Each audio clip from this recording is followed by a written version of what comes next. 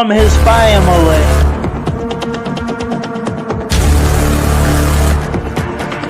Was out on the field pretty much the whole entire first half. Got a lot of great games. I'm highlighting 2 SEC games.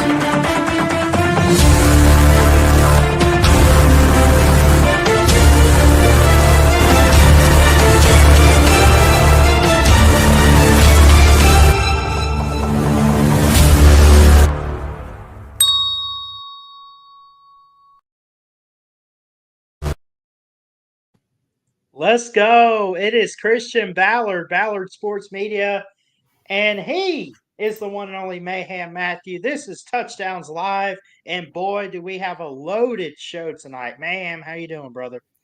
I'm doing great. How are you? I'm amazing and fantastic, as our good buddy Pigskin Pete would say. I'm doing great. I'm blessed. I've had a great week. I've been busy with work, but it's great to find some time to talk up some college football. It feels like it's been a minute. I know that we've kind of been on and off with this show, but anytime we get a chance, it's always good. It works out. For sure. So you want to go ahead and lead us? We got a great show lined up for y'all today. We got a lot of great topics to talk about. So if you like this content, please smash the thumbs up. And if you really like the content, hit the subscribe button wherever you're watching, because we're streaming live on the Mayhem Matthew channel and the Ballard Sports Media channel. So with that being said, if you like the content, like and subscribe. And all of it's completely free, by the way. But without further ado, Ballard, kick us off with the news. Well, we got a lot of news to talk about tonight. I'm going to try to be professional here. We're going to try not to laugh too much. But if you're an Alabama fan, you've probably seen the news.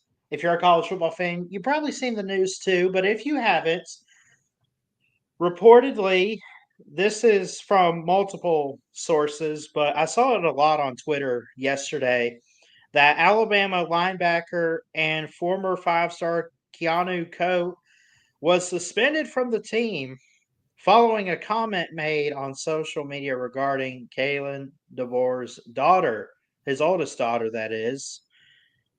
Coe reportedly direct messaged her on Instagram. And let's just say he had a question for her. And of course, Kalen DeBoer found out, and he's suspended. It was inappropriate. It was wrong. I know that I am smiling a little bit. Like, I do think it's bad behavior, but at the same time, I almost read what he said. And Mayhem, I'm sorry. I don't know, man. Kids these days will say the weirdest things, and it gets a hold of by the media. And of course, everyone in the comments there were some people that were ripping him up for doing that. There were some people actually making jokes about what he had to say to Kalen DeBoer's daughter. What I'm curious is, how old is his daughter? Like, is she underage? Is she an adult? Was he associating with underage? You know what I'm saying? There are some questions I have about this. Obviously, Kalen DeBoer found out about it, and he is suspended at the moment that we know indefinitely. What do you think? Yeah. So from my understanding, reading what happened and reading the comments section and stuff like that, from my understanding that she might be underage, and also that, allegedly, right? Got to put the allegedly in there because you don't want to report anything, right? Allegedly he DM'd her on Instagram and asked if she wanted this horse. And okay, you're laughing. That's why I let you take hold, okay? Because look, if I had said it, I would have lost control.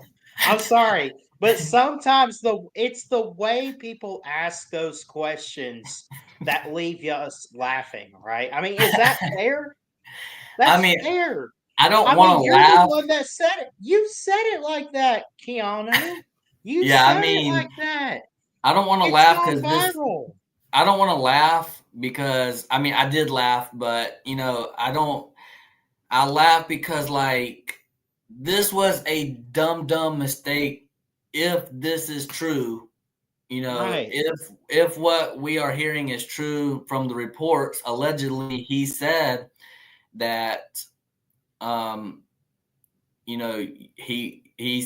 messaged her and said that she wanted this horse, and you know I'm more of so laughing that about he is getting cooked in the comment section, and this is a big dumb mistake by him. He's supposed to be an athlete that's getting paid, and playing football. He should not be on Instagram doing this type of behavior, and especially if it's an underage female.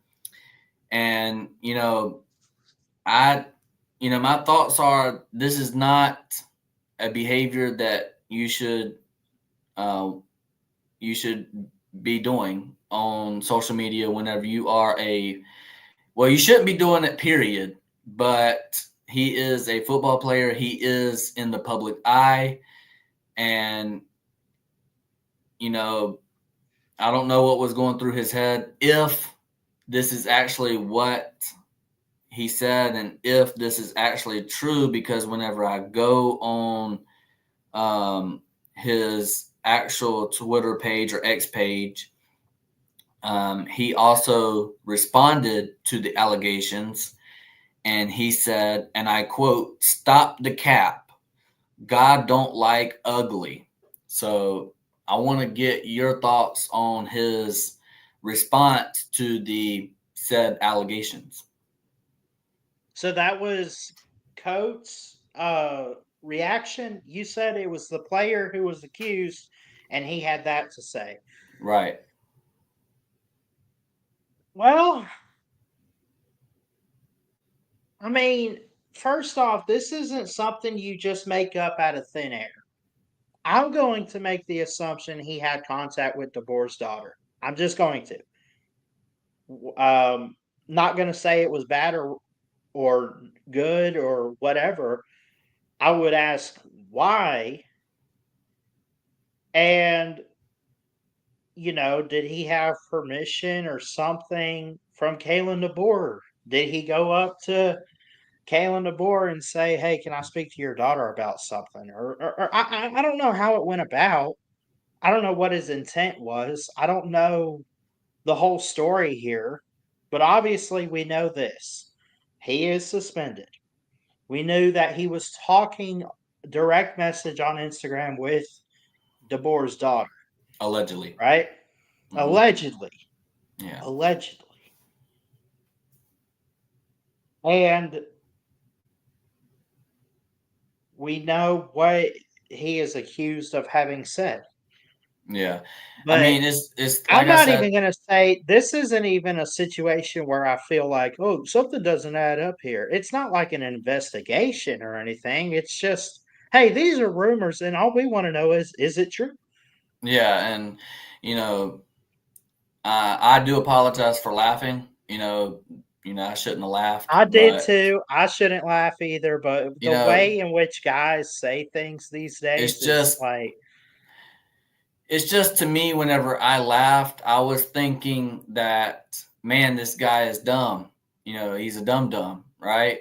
And yeah, it's just you make dumb mistakes, and you have to deal with the consequences if these said allegations are true. And he is suspended from the team and indefinitely, so there is a reason why he's suspended. And it is not far off to believe that these allegations are true based off of his suspension. And my thoughts are, this guy should not be doing this. And anybody really should not be doing this. He is a football player in the public eye. He should know that pretty much anything he says, does, or even, possibly even thinks, is probably going to get leaked out in the media. Right. We've seen this. I believe it was a couple weeks ago. Quinn Ewers, got his messages leaked and about his, crazy. Apparently his ex-girlfriend leaked some messages, about his little deal that he had going on there. I'll just leave it at that. But, Quinn Ewers was texting, his ex-girlfriend or whatever, send me this, send me that, please, please, please, kind of looking thirsty, right? And that was Quinn Ewers a couple weeks ago. Now we see this situation, right? So, I feel like, be careful what you put on the internet, because, your messages can be leaked at any time, and you're subject Well, to. especially in this case, especially in the case of messing around with a coach's family, not that they go up to the coach's family, but the coach is probably saying some stuff to somebody, and I'm not going to say that that somebody isn't trustworthy or nothing, but obviously word gets around, and ultimately it goes public, and then a player, in this case Keanu Cope, ends up looking, just call it what it is. He kind of looks like an idiot right now. I'm not saying he is. I'm just saying from this standpoint, be careful about who you're talking to, uh, because nowadays in football and really all collegiate athletics, you are on watch. If you're a college athlete, no matter what you do, no matter what you say, they're watching you. Um, and it's going to get out, and nothing is sacred anymore. Yeah, so Keanu Coates did enter the transfer portal, Hmm. and Kalen DeBoer said, and I quote, not getting into length or anything like that, but won't be with us this weekend. On his suspension, is probably going to be the rest of the year, since he is hitting the transfer portal. Probably won't play another down for the Alabama Crimson Tide. So, with Right. that being And said, I'm going to be honest too. And well, go ahead. What do you have to say, real quick? I was just going to say, with that being said, if this allegation is not true, I hope that it comes out as not true, and I hope that he finds success playing football at another program, wherever he would like to play. And if this allegation is true, I hope that he learns from a mistake that he made, and I hope that he at his next school that he decides to play football at, that he makes better decisions. And I hope the best for him. People make mistakes.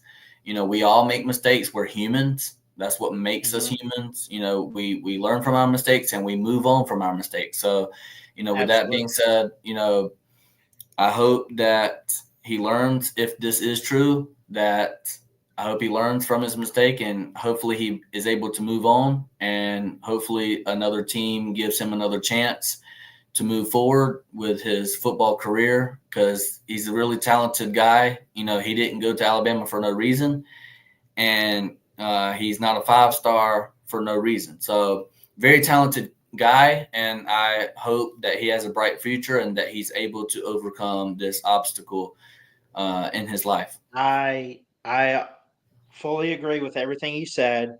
Um, I don't know if you thought to ask this, but I'll go ahead and answer it. How about this question? Is this a huge loss for Alabama having this guy suspended?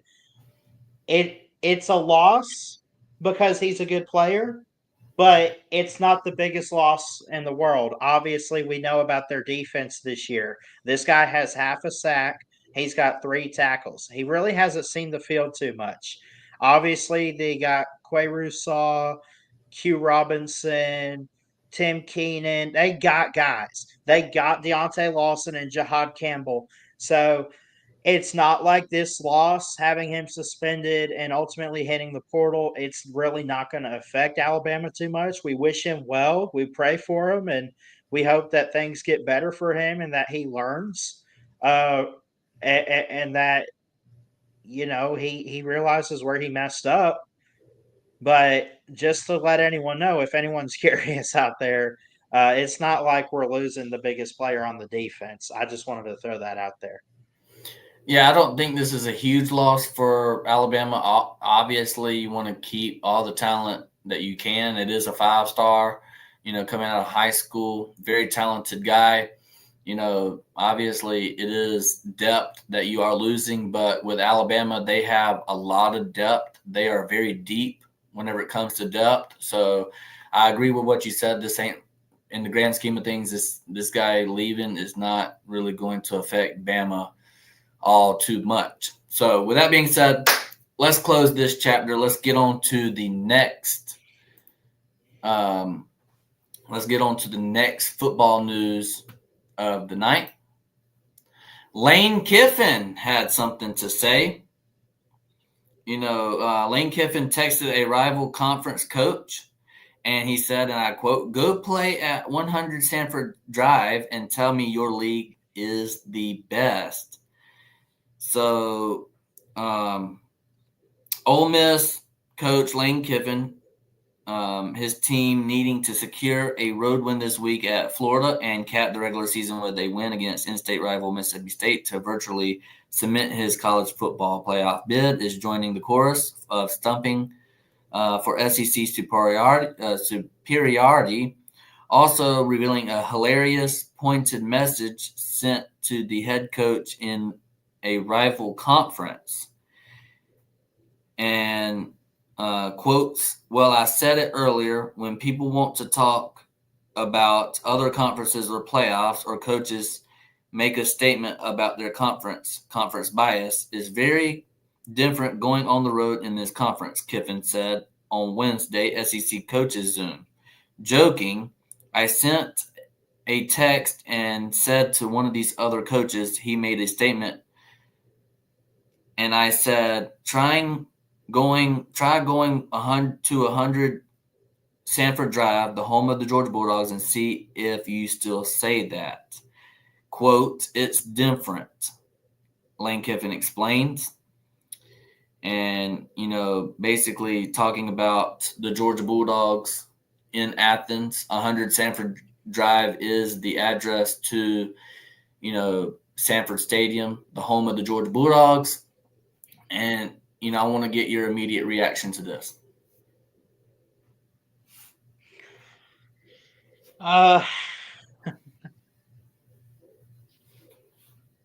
So let me make sure I understand all this.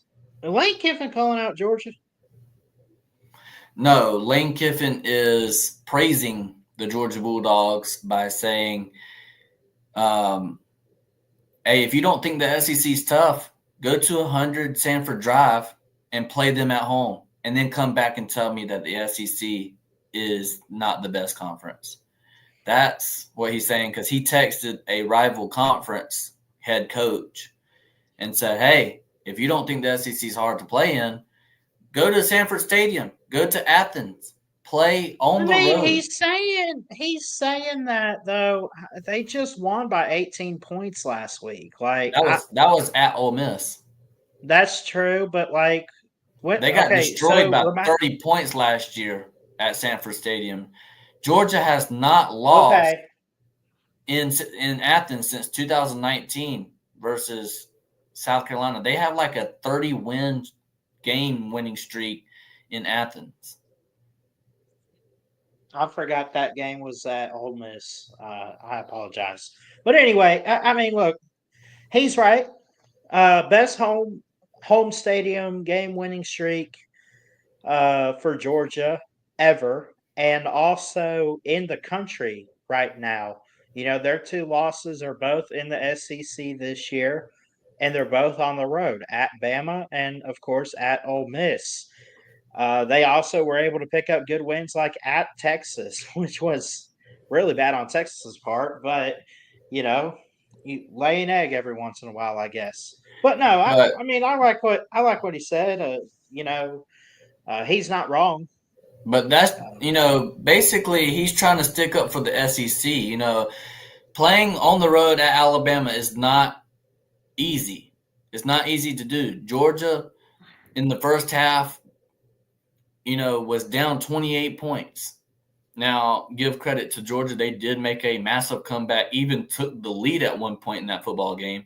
But, it's something about playing on the road in the SEC. It's very tough.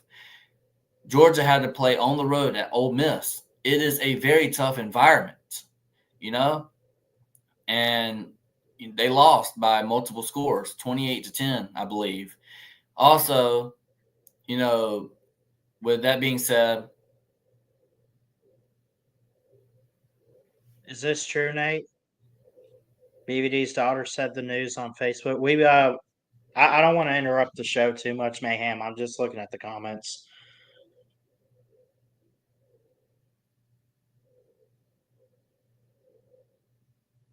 Um,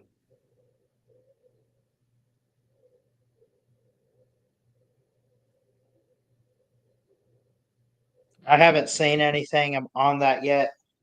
That is the real Nate DeGray. It's not a troll or anything. I'm sorry to interrupt you on that, Mayhem, but y'all be praying for our friend BVD who's fighting for his life right now, for real. Anyway, we can get back to football if you want.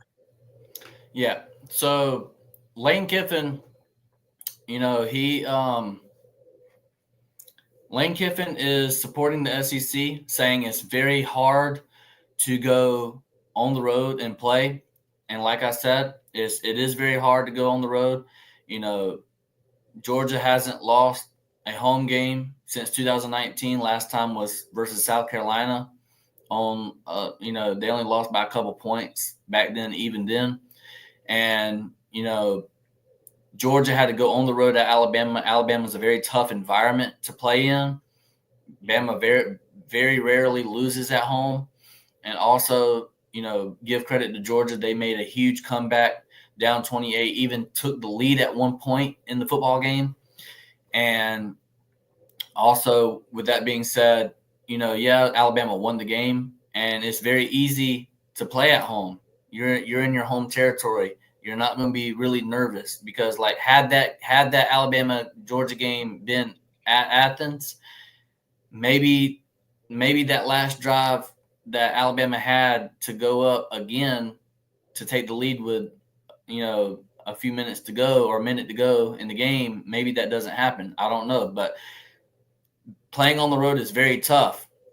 Georgia had to go on the road at Ole Miss, and that's a very tough environment. Georgia the year prior beat Ole Miss by like 30 points. This year, they go on the road at Ole Miss. Ole Miss just whips us up and down the field, controlled the line of scrimmage, just absolutely spanked our bottom blue, okay? And the atmosphere had a lot to do with it, okay? Going on the road at Tennessee is not easy to win. We've seen Alabama go on the road to Tennessee in a very tough environment and took an L, right? I mean, these tough road environments are not easy in the SEC. Georgia has only had like 2 home games in several weeks. And then we finally get a home game versus Tennessee, and we're going to get a couple home games to finish out the season. But Georgia played like 3 or 4 weeks in a row on the road. And that is very difficult, and nobody's really talking about that with the Georgia Bulldogs. They're just looking at the wins and losses that Georgia has and making fun whenever Georgia does lose. But, give Lane Kiffin a lot of credit for sticking up for Georgia and Kirby Smart in the SEC. It's just very hard to get a win on the road in the SEC. And also Kirby Smart has came out and said it too. Hey, if you think this conference is easy, hey, I invite you, come play in the SEC on the road and then come back and tell me. if the SEC play is easy on the road. And I want to get your thoughts on this. I know a thing or two about seeing how tough it is on the road. I mean, Alabama lost to Vanderbilt on the road this year. Now, Vandy's doing their own thing, like I keep saying, and they're really good. But how many times have we seen, like, take Auburn? How many times has Auburn upset Georgia or Alabama at home on a year they're not supposed to do it? What about Yeah. Tennessee 2022? They were a great team, but was anyone really expecting Tennessee to pull that off too much? And they did against Alabama that year. What about well, no, that would have been a bad example. I guess that was in Athens. The year Dobbs beat you guys. Tennessee beat Georgia. I think that was in Athens. But either way, look, upsets happen all the time on the road Yeah. in And the SEC and at home. and that was the last time Tennessee even got a win on the road in Yeah. Athens. That just Yeah. goes to show you just how tough it is to play in Athens and the SEC in general. Alabama hasn't won on the road at Tennessee in the last 2 meetings that they've had. So it just goes to show how tough it is. And you talk about the Auburn game, right? I went to Jordan Hare Stadium last season to watch my Georgia Bulldogs play Auburn, on the road. And I won't be honest, I was scared. I thought Auburn was going to pull off a win. Georgia came in clutch defensively there in the last few minutes of the game, and it put Georgia up to win the football game. But that was a very close game. The crowd was 100% in it. And so with that being said, yeah, man, Lane Kiffin, he said to a conference rival head coach, go play at 100 Sanford Drive and then say your league is the best, and which pretty much says that the SEC on the road is the best conference, and we are the best conference, and it's not really up for debate, really. I mean, come on. But anyways, if you haven't already, please like and subscribe. And if you like the content, and if you really like the content, hit the subscribe button. We're live on Mayhem Matthew channel and the Ballard Sports Media channel. So like and subscribe on both channels. We're doing some great things. You want to go ahead and get into some college football reactions from this past weekend? Let's do it. All right. So let's get started. We got Colorado versus Utah. They played this past weekend. Colorado won 49-24. And honestly, I'm going to have to eat some crow here, okay? I know Cam Rising has been injured a lot of the season. I understand that, but I'm not here to make excuses. I thought Utah was 100% winning the Big 12, and I thought that it was 100% guaranteed that Utah was going to run away with it. I was completely wrong, and they are now 4-6 on the season. And a lot of people say that Utah should have beat BYU last weekend, but I'm gonna be honest with you, I don't agree with you. I watched the game. I watched that final, couple of minutes of the game as well, and I believe that was a defensive holding. You can argue with me in the comment section. That's fine. I believe that BYU then got the first down and went all the way downfield and kicked the game-winning field goal. Utah had plenty of time and plenty of game to not let it come down to that, even if you feel like the refs gave it away. But even so, Utah has had a very disappointing season. And honestly, I am actually very disappointed. If I had to make a YouTube video called My Most Disappointing Teams of 2024 college football, Utah's on the top of that list. I was 100% on Utah this year. I was thinking they're going to college football playoffs. They're going to wreak havoc. I was really on board with Utah this year, and they are a big, huge letdown. 4-6. We had Isaac Wilson, Utah's quarterback, 21 of 40, 236 yards, 2 touchdowns, and a god-awful 3 interceptions. We had rushing. Utah's rushing was only 31 yards rushing on the day, and Mike Mitchell had 7 carries for 28 yards. I know Isaac Wilson got sacked a lot, and a lot of them yards were negative yards for Isaac Wilson's sack. He had negative 19 yards worth of sacks. So, Micah Bernard, he had 11 carries for 20 yards and just got awful on the rushing, was not able to do anything on the ground. You had Utah receiving. Carson Ryan was the lead receiver, 4 receptions for 78 yards, no touchdowns. You had Dorian Singer. He had 5 receptions for 65 yards and a touchdown. And then after that, it kind of, is terrible. You had Utah fumbled the ball like 4 times. They recovered it twice, but they also lost it twice. In this game, Utah's defense absolutely played abysmal in this game. Colorado, let's talk about Colorado. And a lot of people owe an apology to Deion Sanders and company down at Colorado. You got one of the best quarterbacks in the nation right now, Shedeur Sanders. He went 30 of 41, 340 yards, three touchdowns, and 1 interception there. You had rushing. They didn't do too well rushing, but you did have Isaiah. He had 7 carries for 59 yards and a touchdown, and his longest was 37 yards, so he really didn't have a day with rushing, but he did break one off for a long gain.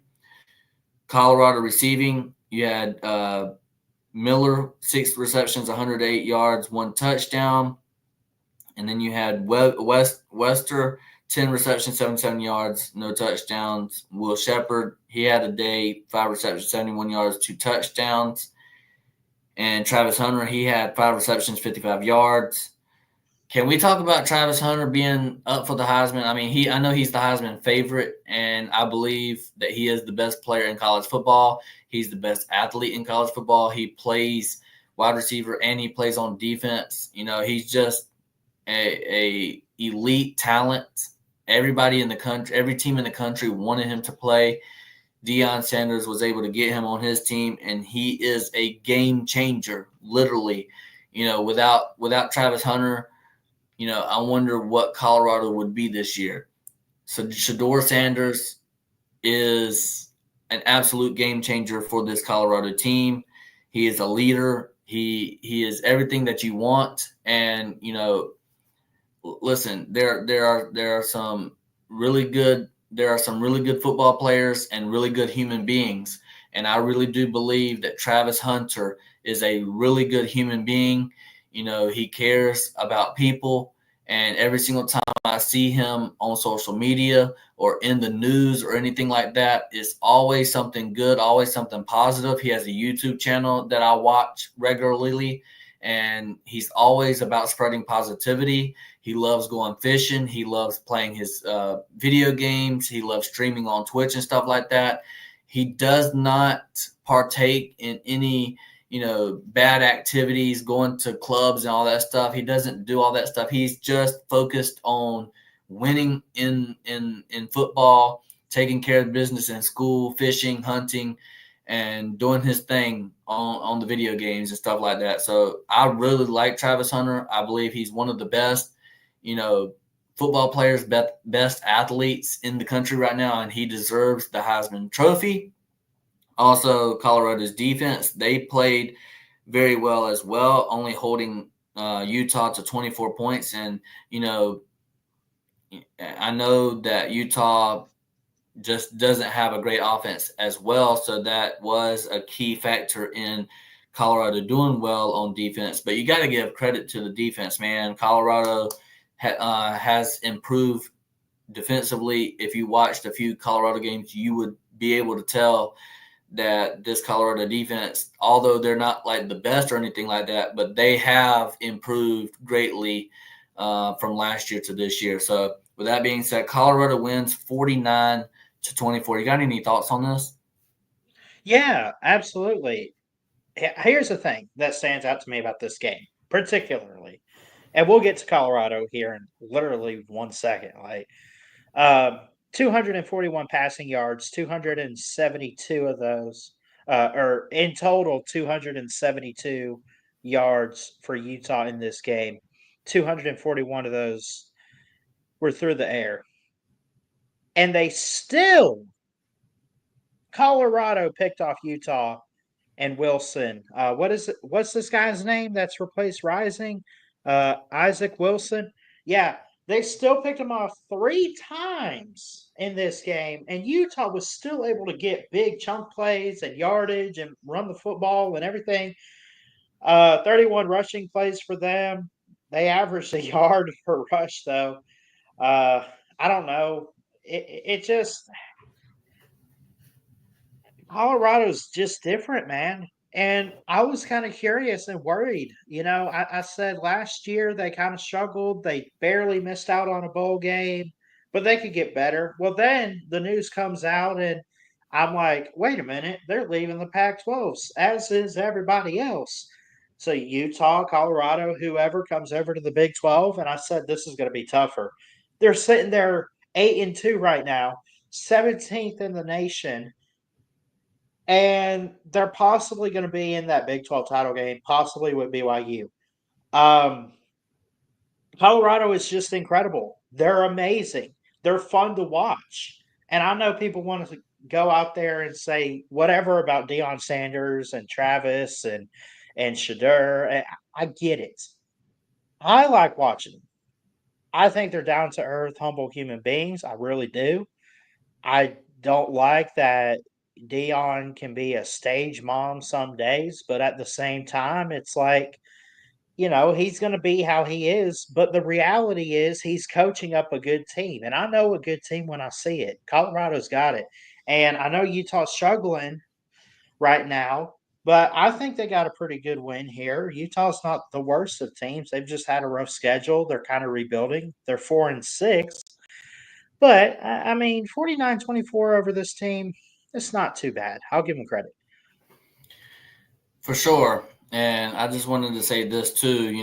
I 100% agree with what Deion Sanders said in one of his post-game press conferences about Travis Hunter and the Heisman.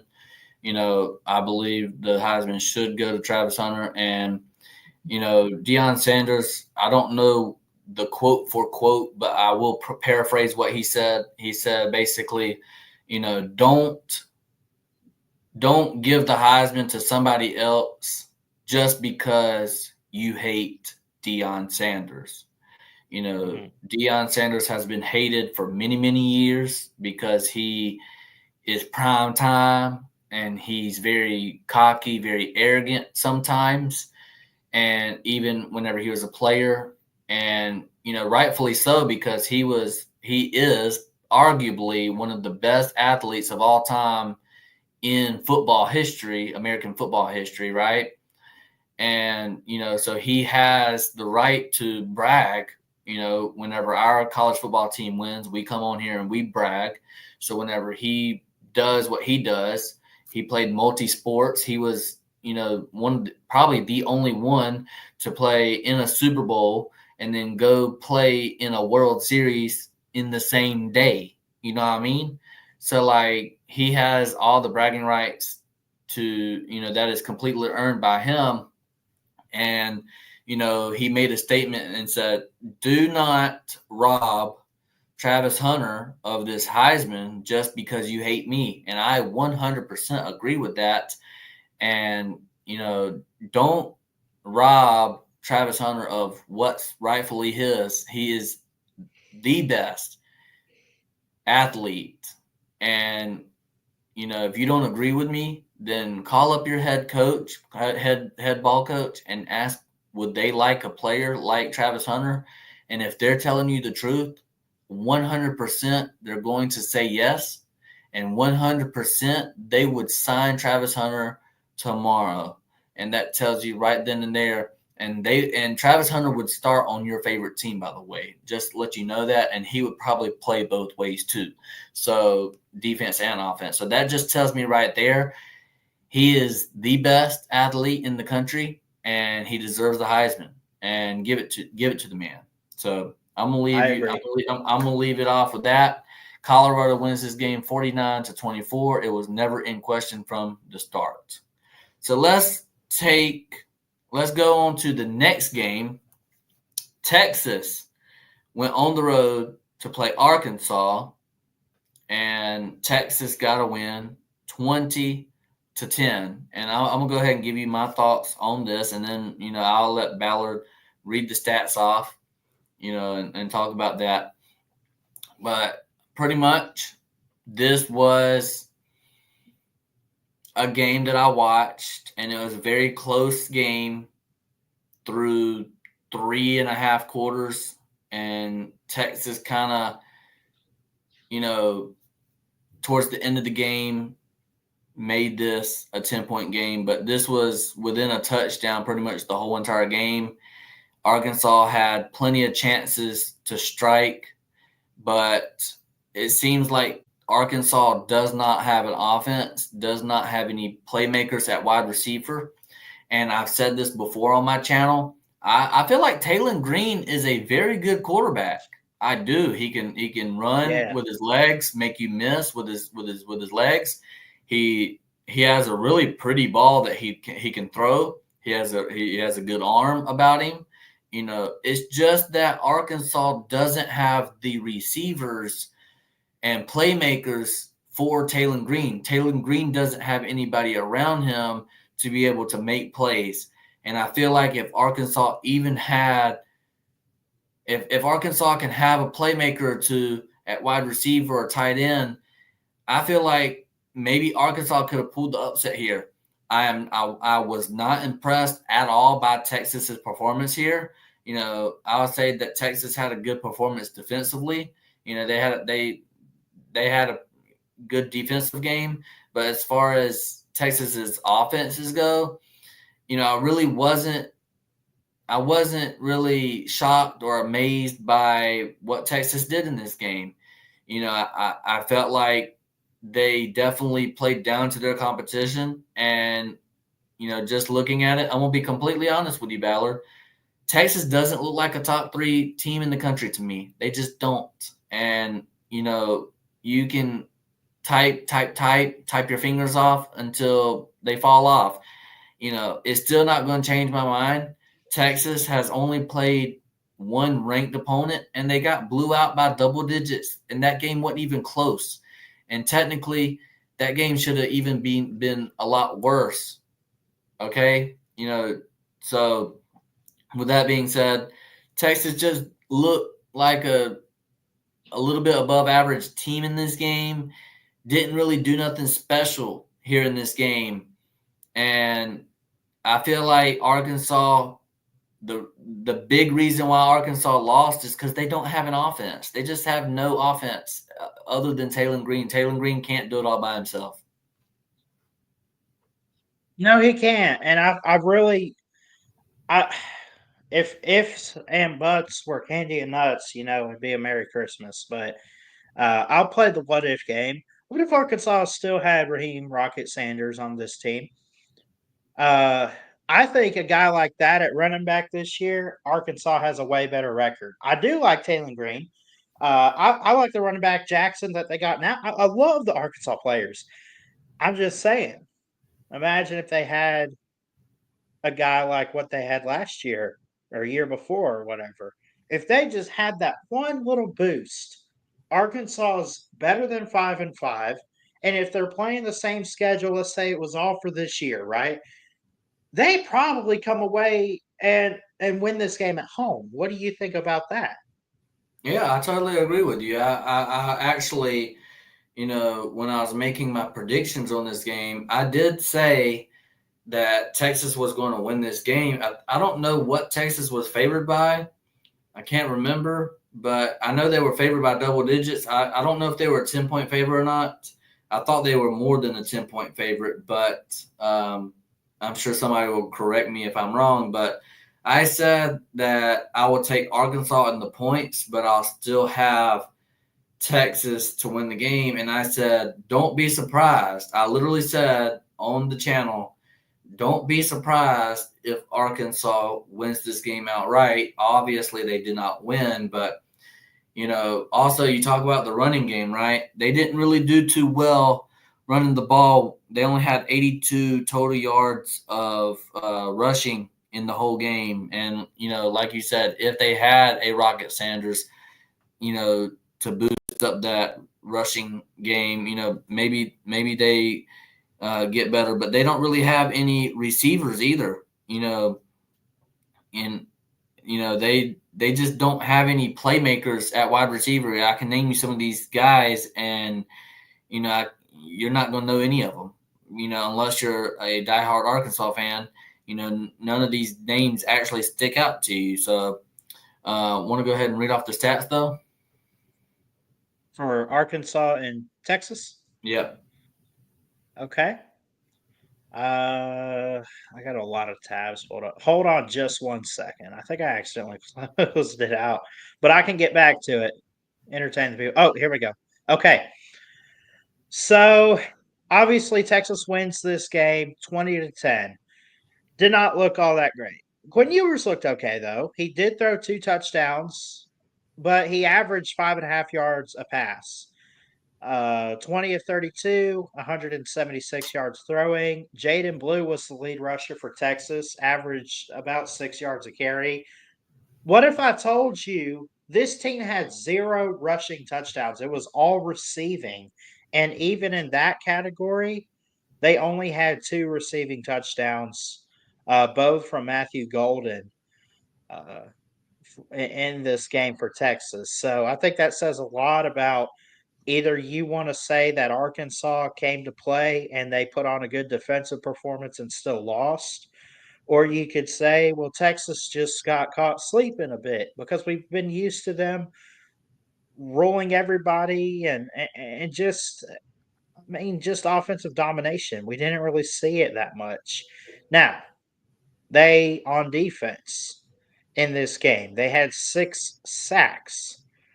2 of them came from Colin Simmons.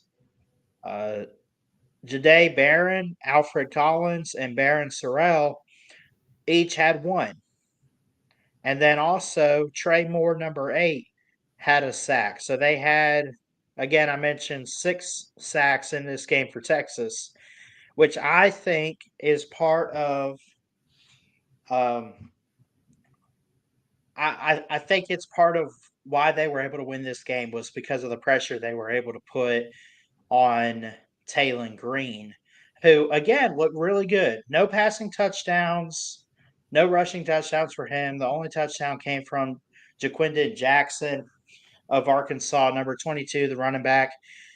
But Taylon Green, I love Taylon Green. I think he's great. Averaged 6 yards in this game per pass. He was 50% on his QBR, 17 to 25. 149 yards. 149 yards on Texas is actually pretty good. Just wasn't able to completely find the end zone in this game. But I think Arkansas put on a good performance. I think they showed good defensive coverage in this game, man. Just giving it everything they had. Again, they weren't able to, pick off Quinn Ewers or anything, but they did force a couple turnovers and held Texas, again, to only 20 points, which very few teams can say that they've done that this year. Yeah, I mean, Texas to me is just an average, a little bit above average football team in the SEC, honestly. I mean, they've had a really easy schedule, and, Texas lost, like I said, to Georgia by double digits. It wasn't even close. Nobody even thought that Texas was going to make a comeback in that game. Also, another thing is they beat Vanderbilt by 3 points, and so that wasn't necessarily a great win for Texas. I know a win is a win.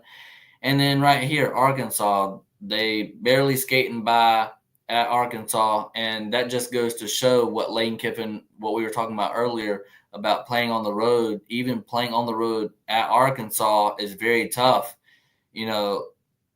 Arkansas played really tough at home versus Texas, and Texas, they thought they were going to get an easy win, but it's very tough playing on the road in the SEC, even at a place like Arkansas. So I believe Arkansas beat Tennessee at Arkansas as well. So just a very tough environment that Texas had to come into, but Texas all year just has not looked like a top 5 team to me.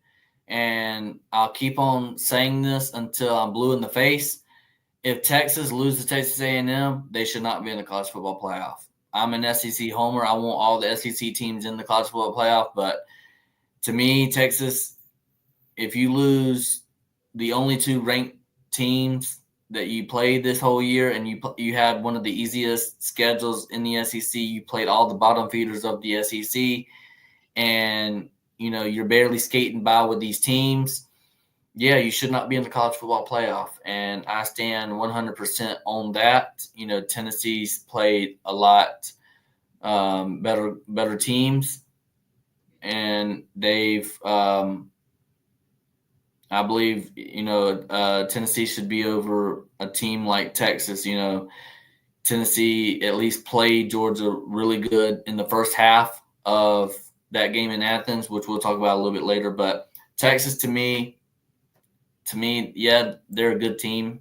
Yeah, they're a pretty good team, but I'm not saying that I mean, they don't really impress me too much. Not really. I mean, I can name a bunch of teams right now that I believe that would beat Texas right now, but I digress. But anyways, let's move on real quick. Let's talk about LSU traveling on the road to the Swamp to play Florida. This was pretty much a must win for Florida after getting dominated by Texas. And Florida showed up and showed out. They really wanted to win this game, and this was a bounce back game after getting bounced by Texas by like 40 points. Florida wins this game 27-16, and Ballard, I apologize to you. Okay. I was beating my chest. Saying that LSU was this great team and that LSU was going to be a phenomenal team this year. I said that they were going to go 11-1. Yep. Go ahead and put the clown emoji on my face. Yeah, go ahead and do that. I was very stupid. I didn't know what I was talking about. I don't know football. I don't know anything. You are pathetic. Yeah, exactly. I know nothing about college football.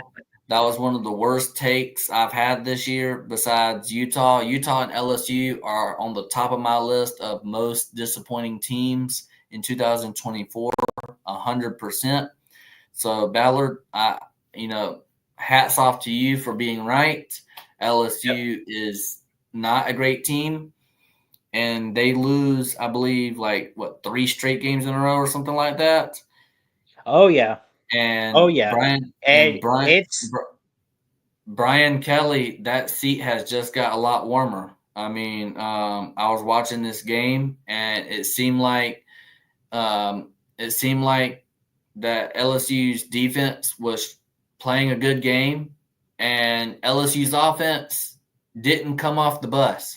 That's whenever I was watching this game, it was just very hard to watch LSU's offense. It was very hard to watch. It was very boring at times, and they couldn't really get nothing going offensively. And I feel like LSU's defense tried to help out LSU's offense. And it seems at times that LSU, was probably going to win this game, but then it kind of got out of hand and Florida ran away with it.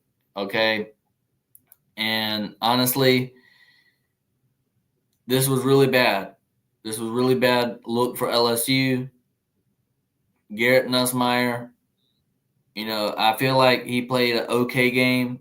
He was not the best. And, they did okay rushing the ball, but, they had like 3 fumbles in the game. One of them fumbles was a lost fumble. Just bad football by LSU's offense. And they look like a deer in headlights. And again, we're talking about a team going on the road in the SEC and just how hard it is to play on the road in the SEC. A terrible Florida team just beat up LSU, which was ranked at the time, a ranked LSU at the time. I don't believe they're ranked anymore. But, yeah, that just goes to show you any given Saturday you can lose. And Florida, in a much-needed win after getting smacked by Texas, showed up and showed out at home in the Swamp. And it's very tough to play on the road at the Swamp, by the way. And give credit to Florida. Give credit to Florida. At this point in the season, Florida has nothing to play for at this point of the season. And okay, let me ask you a question. Can we pause real quick? Sure. Let me ask you this. Okay, you look at Florida, right? Yeah. They lost to Georgia and Texas in back-to-back weeks. 2 really great teams. Okay. They just beat LSU, and you can say whatever you want to about, LSU's a fraud. But I want to look a little bit ahead. I think they're going to beat Florida State at the end of the year, but the game between what they're off and that Florida State game intrigues me. This Saturday, noon kickoff, ABC, they host Ole Miss. Now, Florida is 5-5. Could they win both of those games, you think, end up 7-5? And if so, is that a better season than what they had hoped for coming into the year? And also, looking at some of their losses and how the season kind of got off to a sluggish start, especially with losses like the Tennessee game. I mean, is that kind of what you could ask for right now if you're Florida, you think? So, yeah, if they go 7-5, if the Florida Gators go 7-5, I think Scott Strickland, the athletic director for Florida, will pretty much stick up the middle finger and say, I told y'all that Billy Napier was the one, right? Because we all kind of laughed at Scott Strickland and be like, are you serious? They're about to lose the rest of their games and you're still going to keep him as the head coach? Mm-hmm. And then that very same weekend, they got beat by 40 points versus Texas, and everybody's looking at Scott Strickland like, you're a dummy, right? So now they beat LSU, and if they play Ole Miss at the Swamp, and like I said, and like Lane Kiffin said, it is very tough to go on the road and play in the SEC, and they have to play at the Swamp. LSU had to play at the Swamp. The Swamp is a very difficult place to play, no matter how terrible Florida is. I'm not willing to go ahead and make the prediction that Florida will win. I still got to think about that. I'm not willing to go ahead and make that prediction today. So I won't be making that prediction right now, but I will say that it is not 100%. It is not 100% that Ole Miss wins. I do think Florida has a shot to win that football game. Ole Miss is riding a high right now after beating the Georgia Bulldogs, and they have a lot of momentum going into the game versus Florida. Florida has a lot of momentum going into this game after they just beat LSU. At the time, it was a ranked LSU team. So they have a lot to play for, because if they win versus Ole Miss, they're bowl eligible. and then they can Yep. beat their rival Florida State to go 7-5 and salvage their season. So, I mean, right now, you would say that this is a very important game for both Florida and Ole Miss this coming weekend. It's on the road at the Swamp, and if I'm an Ole Miss fan, that would scare me a lot because DJ Lagway's back, and whenever DJ Lagway plays well, I feel like this Florida Gators offense plays well, and that Florida defense can be tough at times. I think so too. I think Florida is a better team than we give them credit for. I think that they just had a really interesting, tough schedule. And I think that at this moment, I know what they got ahead, and I don't think they're going to beat Ole Miss. I do think they beat Florida State, but I think they can make the Ole Miss game interesting. I think Florida is finding their rhythm with Billy Napier right now, and I think you're right about him possibly giving a hypothetical or like a not hypothetical, but anyway, he's basically giving them all the middle finger right now. But like you said, I mean, he's like, "Hey, I'll show you what's up here," and Scott Strickland's kind of doing the same thing. Yeah, so LSU looked completely lost offensively, couldn't get down the field and score. Give credit to Florida's defense. They played really good. Give credit to Florida's offense. They did really good as well. I'm going to go ahead and read some stats real quick. For LSU, Nussmeier went 27 of 47, 260 yards, 1 touchdown. No picks this time. A.J. Swan, a Vanderbilt transfer, got to get in the game 1 for 1 for 2 yards. No touchdowns. LSU rushing, they only had 130 yards rushing in the game, which is, I guess, pretty good. Durham had 91 yards rushing on 20 carries. Williams had 69 yards on 13 carries. Emory Jones Jr. had 17 yards. And, I mean, this is right here. Garrett Nussmeier got sacked a whole lot. Got sacked for 53 yards, negative 53 yards. So, as far as running the ball, they did really good, but that offensive line for LSU just did not perform well. You got Aaron Anderson, 7 receptions for 72 yards. Mason Taylor, 6 receptions for 59 yards. I believe he also went out with an injury in the game. Kyron Lacey, 3 receptions for 43 yards. I want to talk about this, right?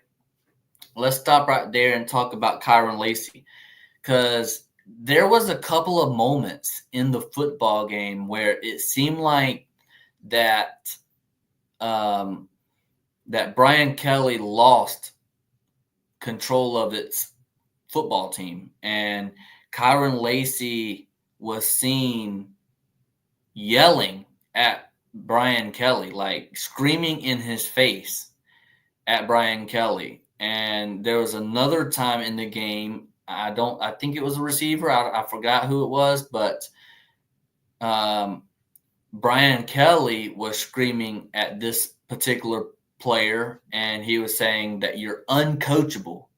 You're blanking uncoachable. And if you read his lips, he was like, you're blanking uncoachable. And he was just screaming at this guy. And so, on the sidelines, whenever they pan to Brian Kelly, you're seeing Brian Kelly yelling at and cussing and screaming at players. And then on the whenever they point back to Brian Kelly, you're seeing Kyron Lacey cussing and screaming and yelling at Brian Kelly. Like, what's going on on the sidelines with LSU? I mean, it was just a complete meltdown on the sidelines, and it seemed like Brian Kelly just didn't have complete control on the sidelines of his team.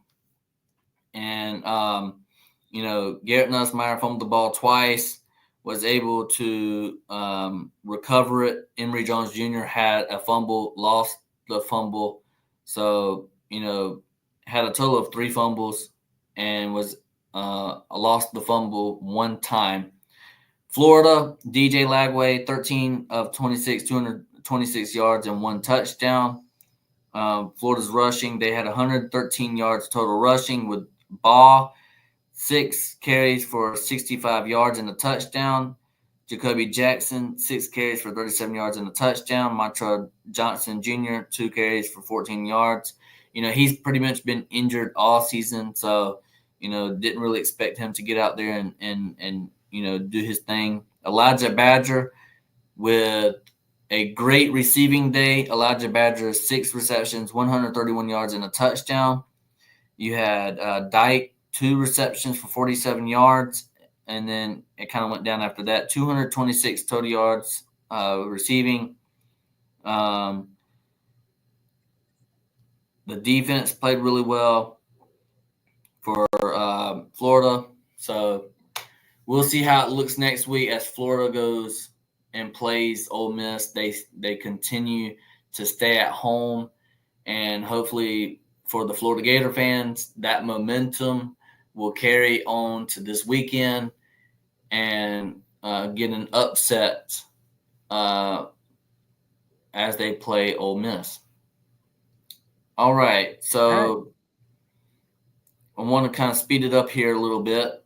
I do want to let's go ahead and talk. Let's go ahead and talk about the South Carolina versus Missouri, and then we'll talk Georgia versus Tennessee, and then we'll go on to our last segment of the night. So we have South Carolina beats Missouri 34-30, and I was watching this game. South Carolina was up 21-6.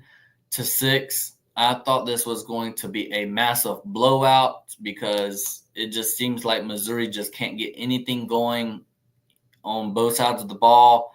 I know Brady Cook has been injured at times throughout the season.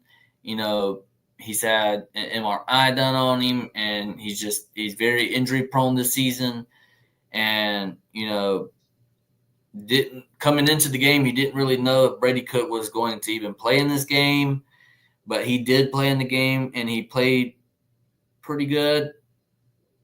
Brady Cook, 21-31, 237 yards, 1 touchdown, 1 interception. Rushing, Missouri had 144 yards rushing. And Nate Noel, he did really good. He had 27 carries for 150 yards. And I know you're saying, I thought you said they had 144 yards total rushing. Yes, they did. But Brady Cook got sacked for 19 yards, and that counts as rushing. So you also had Lacey, 3 carries for 12 yards, and then Carroll, 2 carries on 1 yard. So with that being said, got 2 total touchdowns on the rushing side.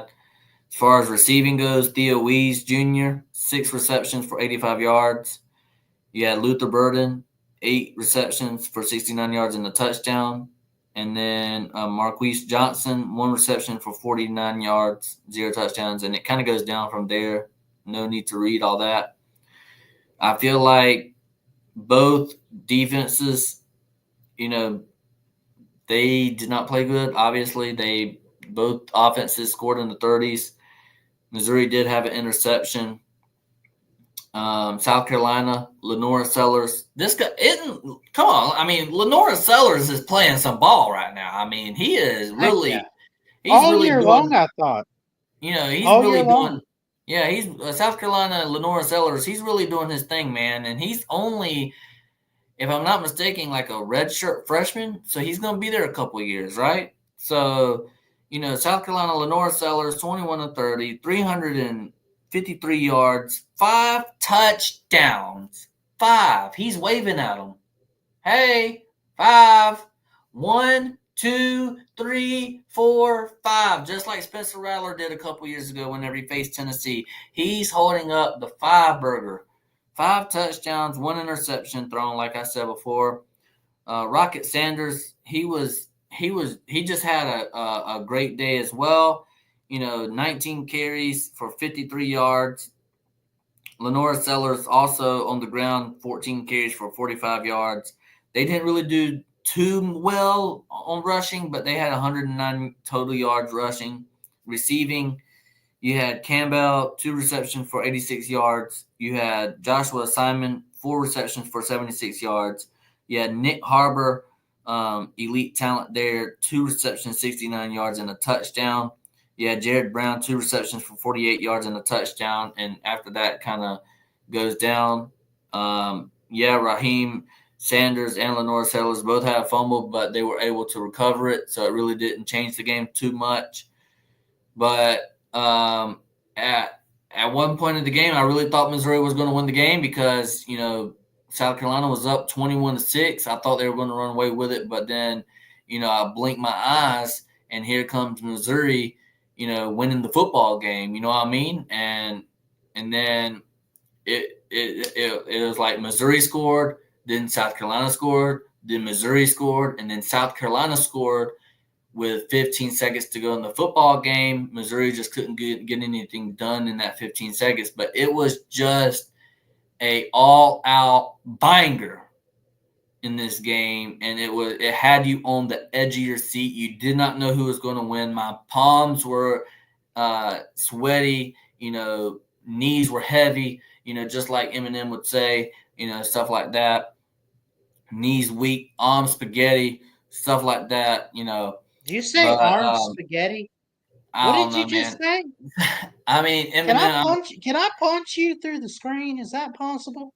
I mean, I'm just saying, spaghetti. Like this game just had me feeling like Eminem. Okay, it just my palms are sweaty, knees weak, arms spaghetti, or I don't know, mom spaghetti.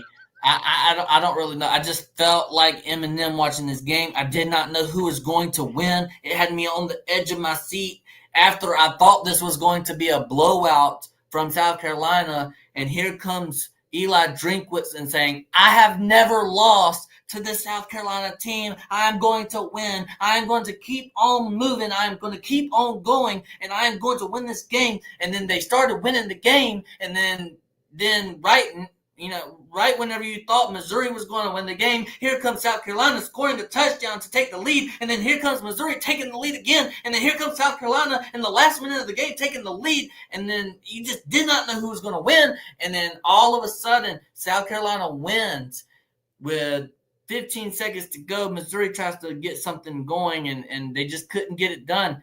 South Carolina pulled through to win this game, and I mean, South Carolina, they're doing really good this season. They are definitely above expectation. They're probably going to go either 8-4 or 9-3 this season. And, a lot of people like myself had South Carolina going 6-6. I did not think that they were going to be too good. So with that being said, clap it up for South Carolina there. And got any thoughts on this game? No, it was it was a really good game. I mean, you had I don't know if I want to say historic, but a really great lit up fourth quarter. 18-3, Missouri outscored South Carolina, but the Gamecocks still held on. I want to shout out the Gamecock fans. How about that? Carolina Jackpot, Gamecock Chuck, Rooster. Great win this weekend, guys, and love y'all. Appreciate you.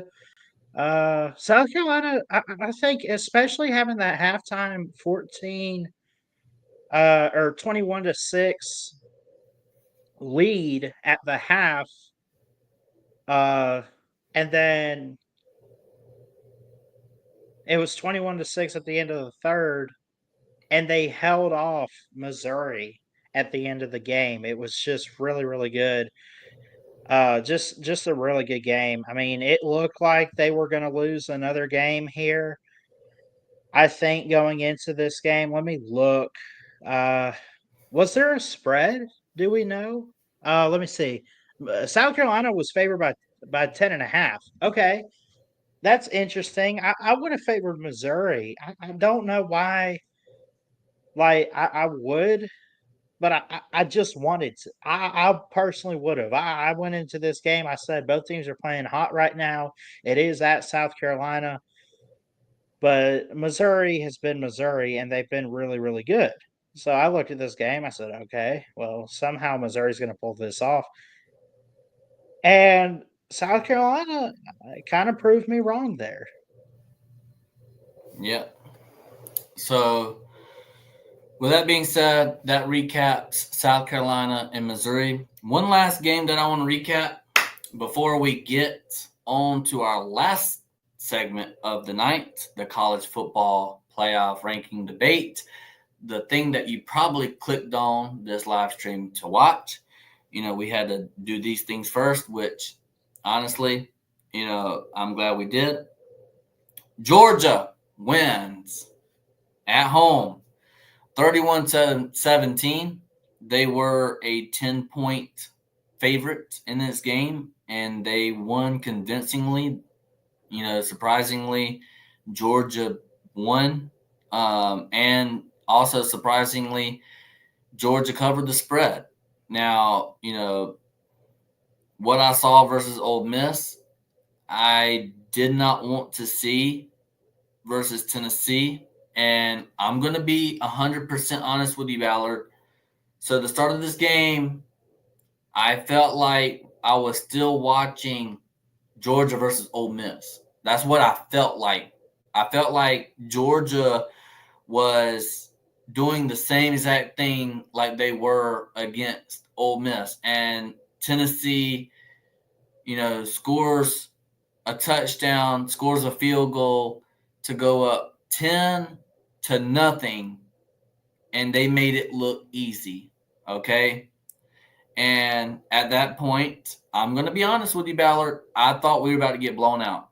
I'm going to be honest. I was worried. I was like, this is the same crap that Georgia did versus Ole Miss. When are you going to learn? I just felt like that old man from that man from SpongeBob. How many times we're going to teach you this lesson, old man? Right? I just felt like that watching the football game whenever Tennessee was up 10-0.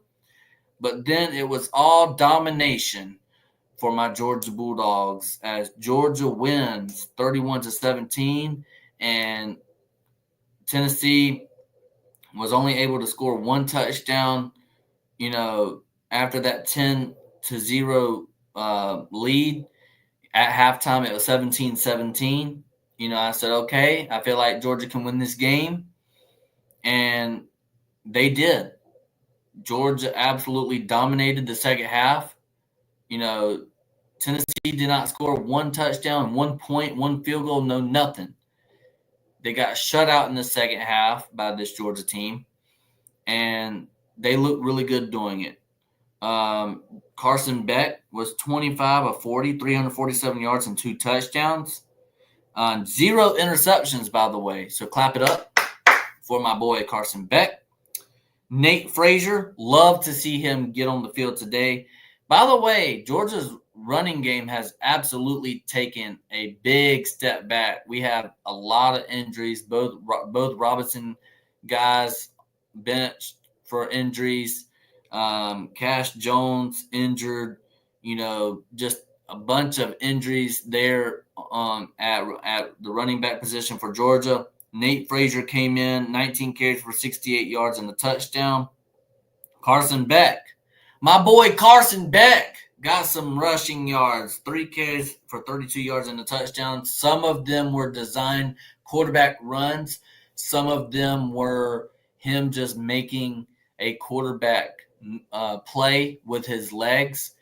And after the game, Carson Beck was asked about it. He said that he played dual threat quarterback in high school, as a quarterback, and he really asked the coaches to please give him some design quarterback runs. They were able to do it. They were successful, and Carson Beck looked really good doing it. He also had a rushing touchdown of his own. Chauncey Bowens, he had 5 carries for 7 yards, and Dylan Bell, he had 1 carry for 2 yards. Dylan Bell did get injured in this game as well, so the injury bug continues to hurt the Georgia Bulldogs. Dylan Bell was supposed to be a good guy to step up in the rushing game, but he did get injured as well. He's not. I don't think he's playing in the UMass game, but he should be ready for the Georgia Tech game. So prayers for him. Georgia receiving, London Humphrey, the Vanderbilt wide receiver transfer, 3 receptions, 63 yards, 0 touchdowns. Dominic Lovett, 3 receptions, 59 yards, 0 touchdowns. Oscar Delp, my man Oscar Delp had a day, okay? Oscar Delp was just catching anything thrown his way, 4 receptions, 56 yards, 2 touchdowns. Ben Urasek, my man Ben Urasek had a day too. He was just catching anything and everything. 5 receptions, 51 yards. Arian Smith, 3 receptions for 50 yards. I don't care what y'all have to say about Arian Smith. He is my favorite player on the team. Just because he, drops a lot of passes, he's still my favorite. I don't care what y'all say. Nitro Tuggle, true freshman, got to play in the game today. He made 2 receptions for 25 yards as well. So he got in the game. He was able to do something. Nitro Tuggle is going to be the future for this UGA receiving corps. You heard it here first. Lawson Lucky, he had 1 reception for 23 yards. And then Dylan Bell, 2 receptions for 12 yards. Like I said, he did get injured in the game. Wasn't able to make a great impact. Cash Jones did try to get in there, injured and stuff like that. He had 1 reception for 4 yards. Didn't really do nothing there.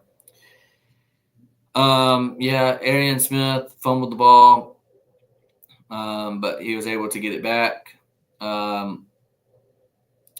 So as far as Tennessee, Nico Imiamalava, 20 of 33, 167 yards, 0 touchdowns, 0 INTs.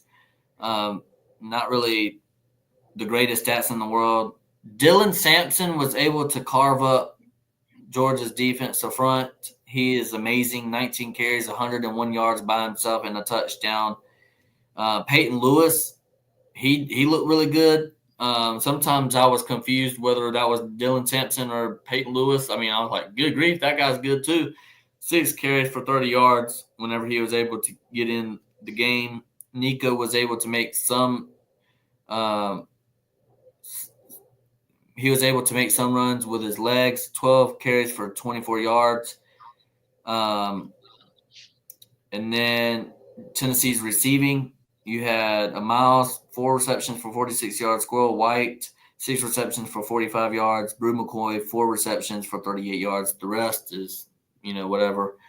Nico did fumble in this game. And like I said, in the first half or the first quarter, I thought Georgia was cooked. I thought we were going to lose this game. Second quarter, Georgia was able to tie the ball game up, going 17-17, going into halftime.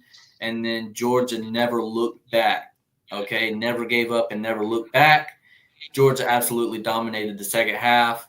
Tennessee was not even on the field, it seemed like. Georgia's defense just absolutely controlled the lines of scrimmage on defense and offense, really. Was able to do whatever they wanted to. And, the Tennessee fans are still whining about the referees. And let me go ahead and tell you, right, this is the funniest thing in the world, right? Tennessee fans doesn't know the rules of college football, right? Number one, Georgia does like a jet sweep where Carson Beck gives the ball. He passes the ball forward. And I believe it was to Oscar Delp, if I'm not mistaken, passes it forward. That's a forward pass, by the way. It's not a fumble. He never had control of the ball to begin with, and he dropped the ball. That's an incomplete pass. So come on, Tennessee fans. You got to do better than that, right? There was another play about the 12-man on the field, right?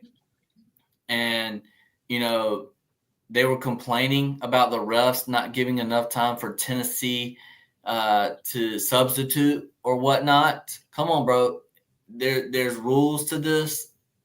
You can't just take your time and get off the field. You gotta hustle, get back.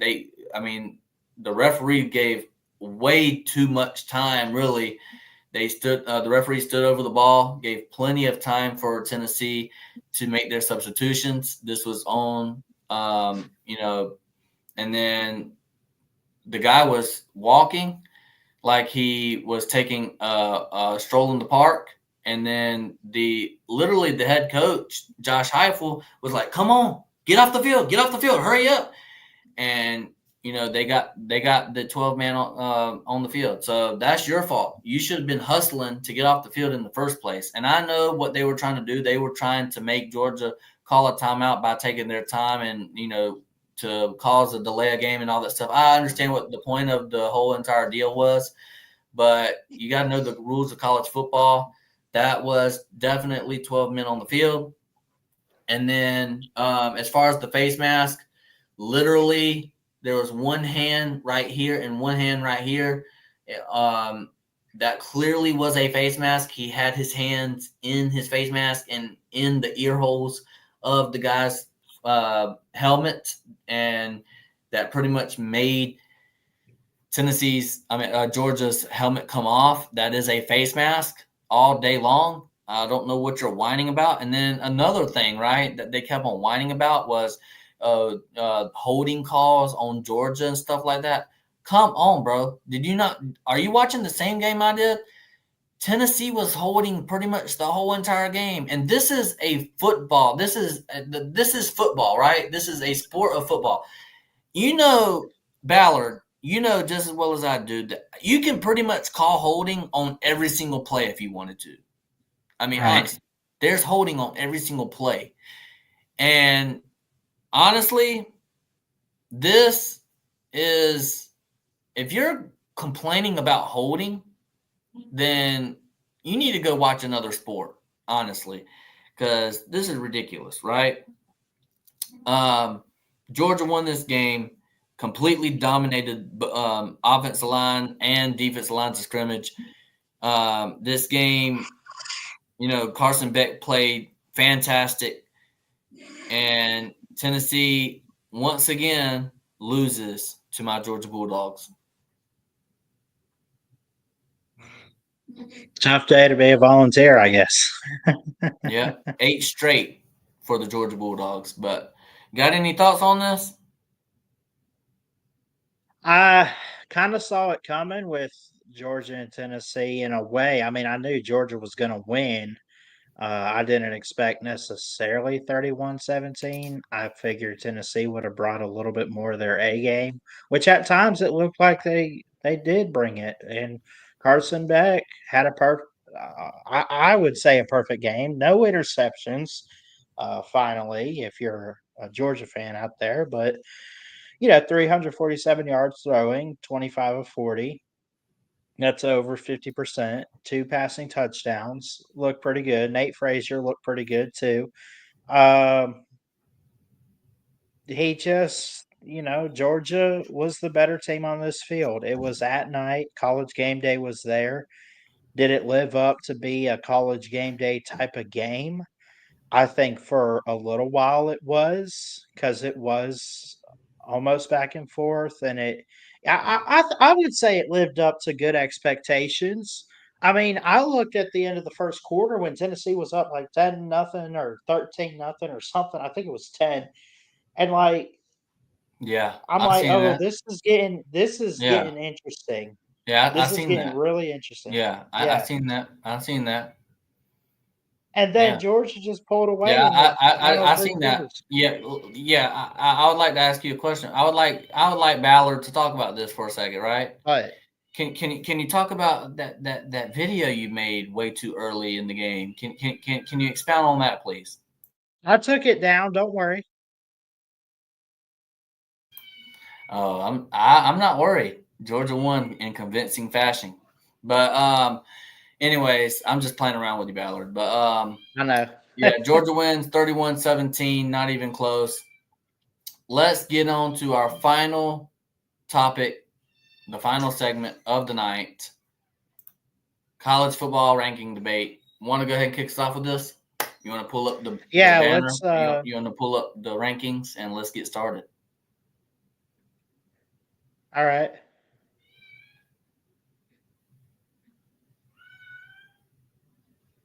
Yeah, 1 second. Here we go. All right. The rankings are here. The latest edition released last night, as we're live on a Wednesday at least.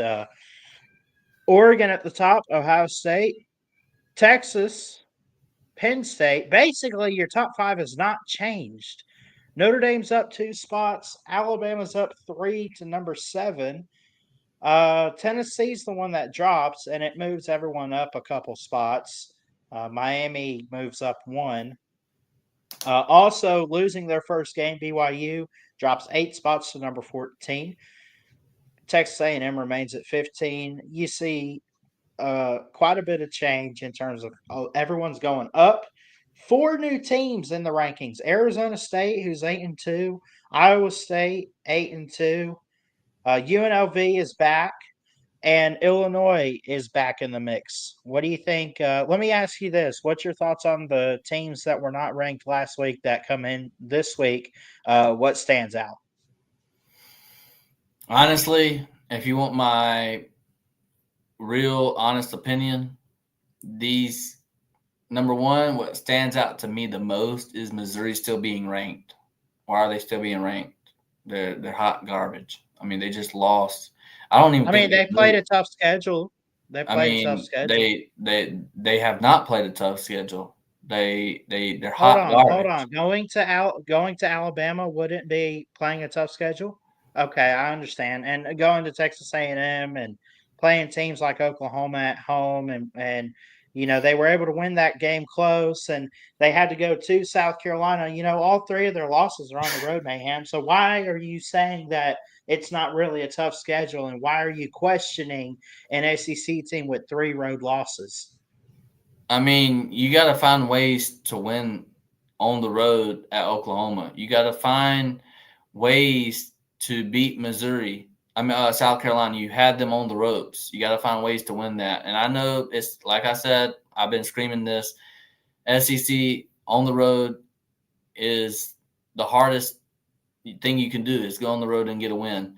But I mean, if you look at Missouri's total schedule, if you go, let's take a look at Missouri's schedule from top to bottom. I want you to name me the teams, these really difficult teams that they play, like from top to bottom. What was the very first game they played? Murray State. Yeah, that's a dominant football team there. What's next? Buffalo. Yeah, that's like one of the best college football teams in the world. Next, Boston College. Don't even yeah, try me. Don't even try me. They're 500, okay?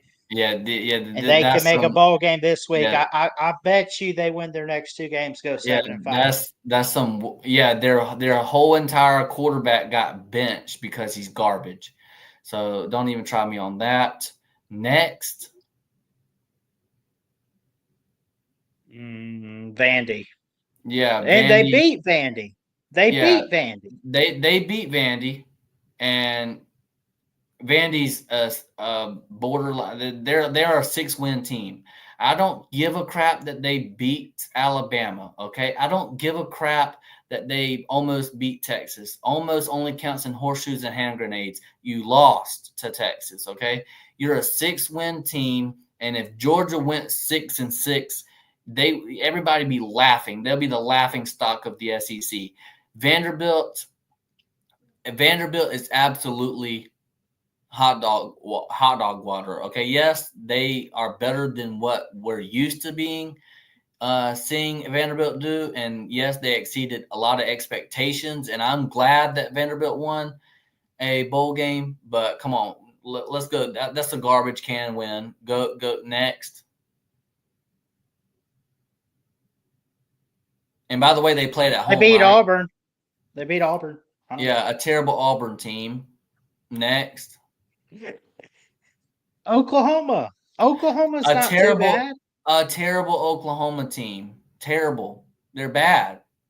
Just call a spade a spade. I know Ballard loves to like praise these teams that are almost there, like just a couple of wins away from being good. No, you're not good. Sorry, you're trash. I have a ton of videos about Oklahoma on my channel because I've been following Oklahoma all year long, and they are garbage. They're trash. They're dookie.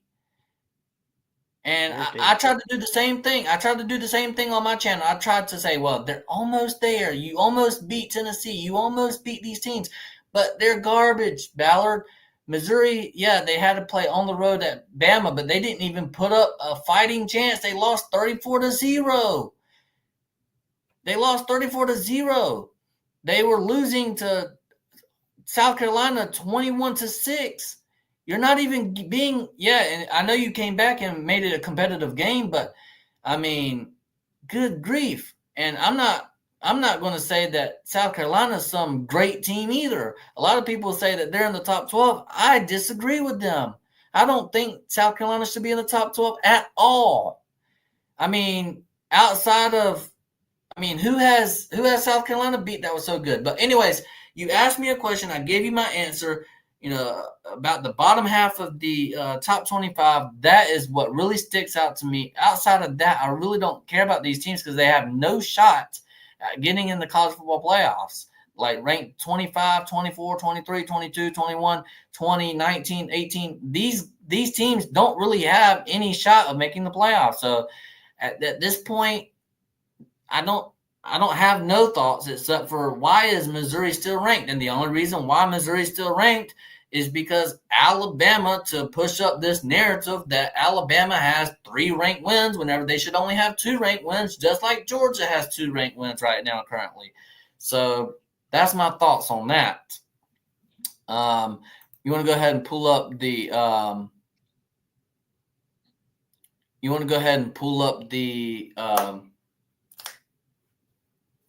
the actual college football playoff bracket? Yeah. Yeah, let me hold this. And while you do that, I'm going to go ahead and respond to some comments.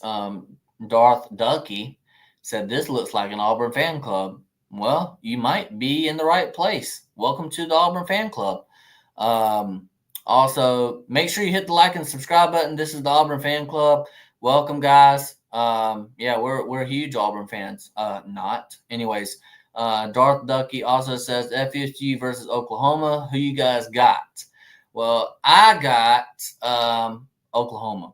So FSU versus Oklahoma. Who you guys got? Yeah, Oklahoma. Yeah. Wait, I don't even think FSU plays. Does FSU even play Oklahoma? No. I mean, yeah, they don't even play. I don't know what you're talking about.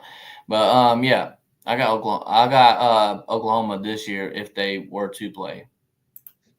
He said no, just talking trash. Okay, yeah. Florida State. On my channel, the Man, I don't know what channel you're watching on, but on the Mayhem Matthew channel, I have made it publicly known that I'm one of the biggest Florida State haters. Even whenever they went 13-0, I said that they don't deserve to make the college football playoff, and that was before Kirk Herbstreit had anything to do with it.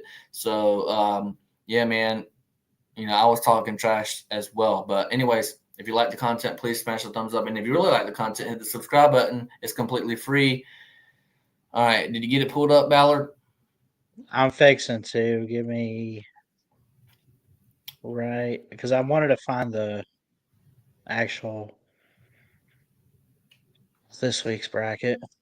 So we got this one. I hope we can see this. I hope this works. Okay, yeah, this will work. Let me take this off. Okay, we're also going to go right here and do that. So now we see the bracket. Everybody see that? Everyone good? What do you think? Where do we start? All right, let me cook. All right, college football playoff. Let me cook. So coming in at number 1, Oregon. I 100% agree with that.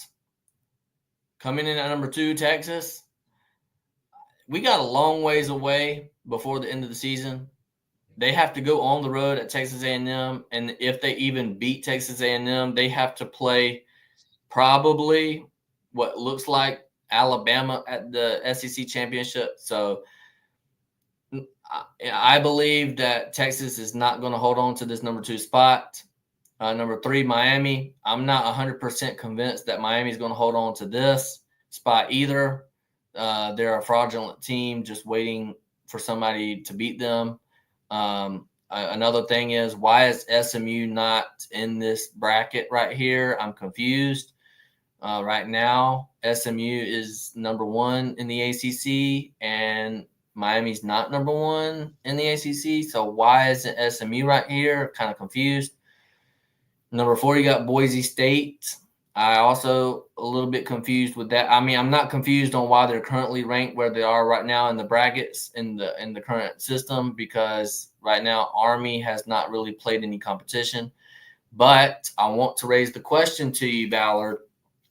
So let's just say Boise State wins out, and let's say Army wins out. Army would have beat a ranked Notre Dame, which we'll get to in a second. I'm going to cook them in a second.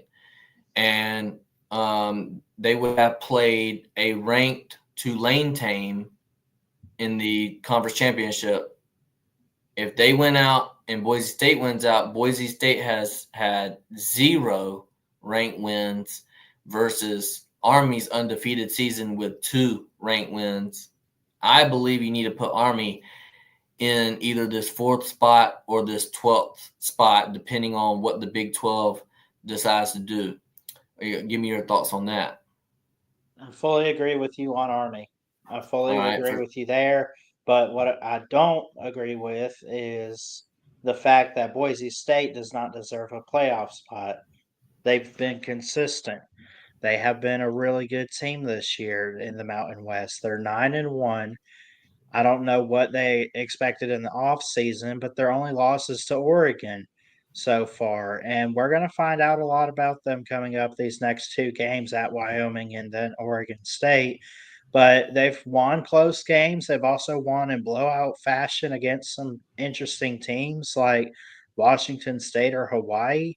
So I don't know why you're dogging on Boise State here, but I do agree about them being a high seed compared to maybe a team like Army. I mean, one group of 5 team is definitely getting in no matter what. So, I'm not dogging Boise State. I think it's either Boise State or Army, but if Army wins out, they'll have 2 ranked wins versus Boise State having 0 ranked wins. And that's what I'm talking about. We will get to see exactly what they do with that if that were to happen. I don't know if that's going to happen. I think Notre Dame is probably going to take care of business versus Army, but we'll see what happens there. Coming in at the 5th bracket there, we got Ohio State.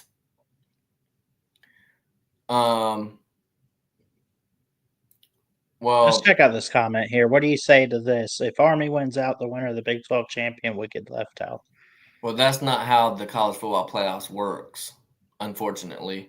You have the ACC. The ACC champion gets a guaranteed spot. SEC champion gets a guaranteed spot. Big 12 champion gets a guaranteed spot. And Big 10 gets a guaranteed spot. And the highest ranked G5 champion gets a spot. So, unfortunately, you would be wrong there. But let me go ahead and finish this real quick, and then we can read some comments. But coming in at number 5, you have Ohio State in this bracket. I feel like if you're Ohio State, you want to keep this 5 seed because, you're going to be facing BYU there. And then if you beat BYU, then you're going to go versus Boise State. That'll be pretty much like 2 easy wins right there for Ohio State, and you'll be in the semifinals of the playoffs. So if I'm Ohio State, I want to keep that number 5 ranking, honestly. Coming in at number 6, we got Penn State. Penn State has not beat anybody that is worth talking about. Yes. And number Who has Penn State beat that's worth talking about? I'd love to know. Illinois, when they were ranked number 19 in the country at the time, and it was undefeated. Illinois is not that great of a team. Come on. They went to USC and won a close one. Yeah, like a 5-loss Southern Cal team. Yeah, that's great. That's a great win. But but for real, being honest, Penn State lost to the only good team that they played this year, and that was Ohio State. And then coming in at number 7, you got Indiana. Indiana, there's a lot of talks. I want to get your thoughts on this. If Indiana loses this weekend to Ohio State, do you think they should still be in with one loss if they go 11-1? Or do you think that they should be in still? What's your thoughts? Indiana, do you think they should be in with a loss or a win? Well, obviously, if they win, they'll be in. But if they lose to Ohio State, do you think Indiana should be in, even with the one loss to Yes. Ohio State? I totally agree with you. I agree that they should be in because of how they've looked against competition this year. And you could say that maybe isn't the best. But this is team of the year right here, Indiana. I mean, this is a team that Kurt Signegi inherited out of nowhere, or not that he inherited out of nowhere, but he took them to the heights that we've seen them at this year out of nowhere. I mean, of all the teams that we could have picked to be a Cinderella to make the playoffs, I mean, would you have guessed Indiana Mayhem? I didn't. I didn't even think about them. I forgot it was a state. You know what I'm saying? Like I just like this is a fantastic job, and I'm gonna make a bold take here because I know that's what we do on this show.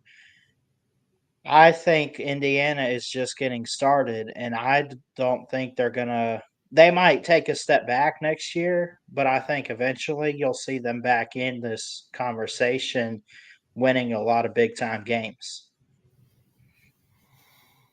Yeah, for sure. Also, I'm going to go ahead and cook right here, right? There's a big debate on social media about this, and I want to go ahead and put this to bed. I don't think, because there are talks, and, there are talks that if Indiana loses this game, that they might not even be in the college football playoffs. And I totally disagree because, number one, it is very hard. I don't care what you say. It's very hard to win 10 games in a row, especially in a Power 4 conference like the Big Ten.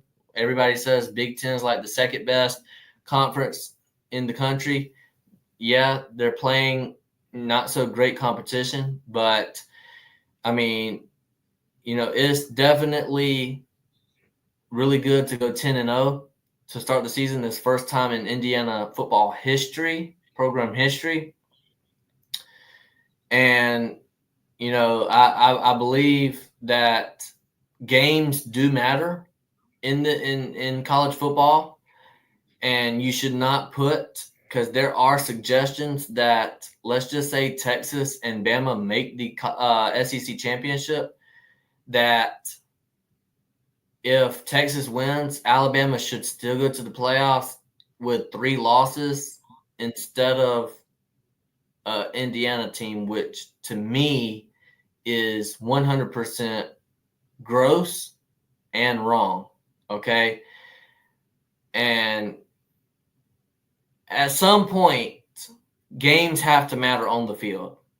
Whenever you play these games, they have to matter, because if they don't matter, then you might as well just look up the recruiting rankings, and you might as well just look up who has the best team on paper and who has the best everything on paper, and just declare your national champion as whoever has the best team that they can recruit and through the transfer portal. You might as well just not even play any games and just have that as your national champion, because these guys are putting in practice week in and week out, and they are number one. Indiana is beating the absolute will and soul out of these teams. And also, Indiana has played some of the same competition as Ohio State, and margin of victory, Indiana has taken care of business more so than Ohio State has in their games. For example, right? Ohio State played Nebraska. Indiana played Nebraska. Ohio State beat Nebraska barely. I think a touchdown or less. They barely squeaked by a win versus Nebraska. Indiana plays Nebraska, wins by half 100 points versus Nebraska. So, at some point, these games have to matter, okay? And that's the biggest thing of what I wanted to talk about these playoffs is, yes, if Indiana loses. Now, if Indiana gets blown out, let's just say they get blown out 56-0. Okay, maybe you can have that discussion whether Indiana deserves to be in the top 12 or not. Maybe some other teams with harder schedules get in over them, because I do believe that it is a mixture of, obviously strength of schedule, who you play head to head. I feel like on the field results matter as well. And if you don't respect on the field results, what's the point of even playing these games? So I think a lot of things do, come into play whenever you're ranking these teams. But to sit there and say that if Indiana loses, let's just say Indiana loses by 10 points or less, to keep them out of the playoffs is absolutely insane and crazy. They should be in the college football playoffs, and a 3-loss Alabama team or a 3-loss any SEC team should not be in the college football playoffs. And I stand 10 toes. Any 3-loss team in the country right now should not be in the college football playoffs. And I stand 10 toes down on that, unless you are the conference champion. I mean, obviously, conference champion is not a bit. I gotta respond to this. I do think Indiana could upset Ohio State this weekend. Now, it also is possible that they take their first loss. What's your thoughts on Ohio State, Mayhem? Overrated team here, and I'm sorry, I can't get behind Ohio State this year. I know they beat Penn State, but Penn State's always losing to Ohio State every year. That's just James Franklin right there for you. I mean, it's been happening for 8 or 9 years. So I would not be shocked. I don't even know if I'd call it much of an upset. I know College Game Day is going to be there, and it's probably going to be a good game to watch. And it probably comes down to the wire. It's probably close. But, I mean, is it really much of an quote unquote upset if Indiana pulls this off? I mean, yeah, it's an upset. Ohio State is favored by like 12.5 points in this game. Of course, it'll be a massive upset. That's too big, bro. I think it's mean, too big a line. I mean, Ohio State's favored by 12.5 points. Ohio State plays at home. Indiana has to travel. Yeah, it'd be a massive upset. I do think, I'm going to go ahead and make my prediction right now. I know I got my podcast coming up tomorrow, live at 10 o'clock tomorrow. If you want to tune into that, by the way, on my channel, Mayhem Matthew. But I'm going to go ahead and make my prediction live here. So you already know what I'm picking for this game. I think Ohio State will win, but not by double digits. I think this is a very close game coming down to the wire. I think maybe Indiana makes a crucial interception or something like that, or maybe a fumble that ends the game or something like that. Maybe Indiana has the ball last with like 30 or 45 seconds to go, and maybe Indiana is about to score and we see like a interception in the end zone or something like that, or Hail Mary or something, and Indiana loses in a fashion where it's a heartbreaking loss there, and maybe Indiana is winning at halftime. Maybe Indiana is winning the game, the whole entire game. I just feel like Ohio State is just going to pull away somehow and win this game. But I don't think it's going to be by double digits. I think it's going to be like within a touchdown, honestly. All right.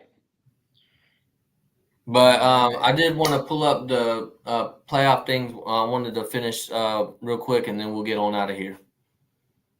All right. Which playoff was it? The bracket. the current bracket? I Yeah, got you right that. here. Hold on.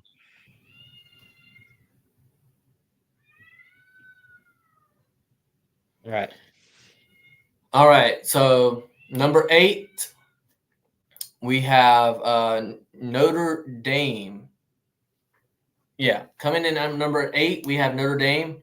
I'm going to go ahead and give you my big take of the night. I think Notre Dame is fraudulent. They should not be in the college football playoffs, and they should not even be talked about right now. They lost to Northern Illinois, an unranked, behind team.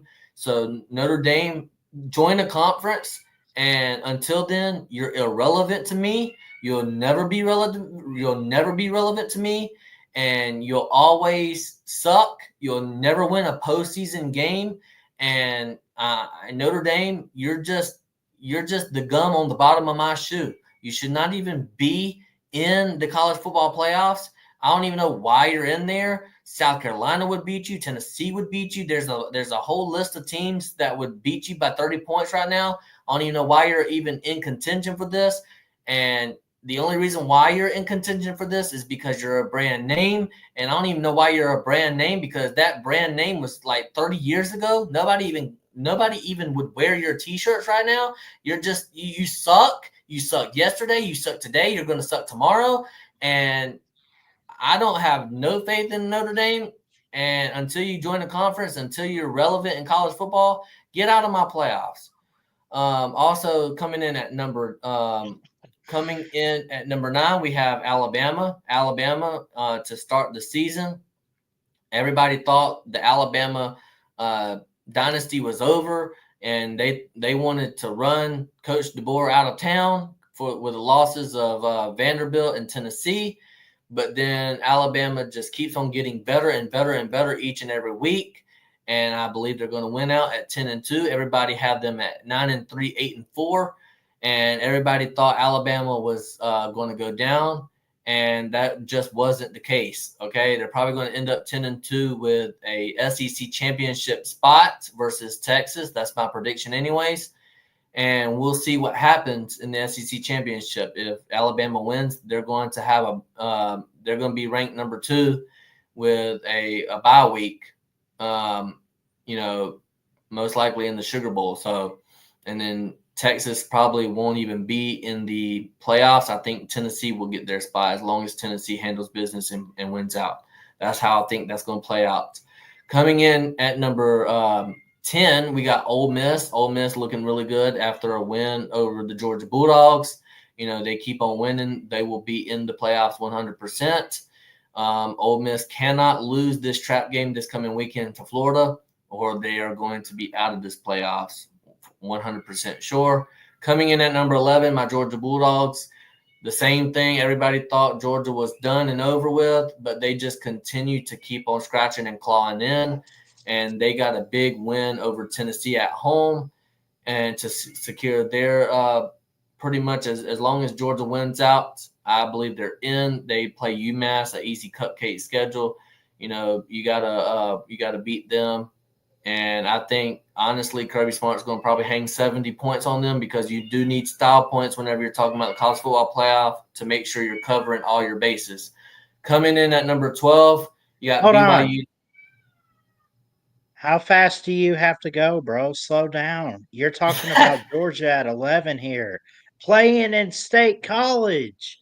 We got to talk about this Georgia-Penn State matchup. I'm not letting you get by with that one, buddy. Okay. How would you think they would fare in that one? Honestly, it being in State College could be a night game, probably not a whiteout or anything.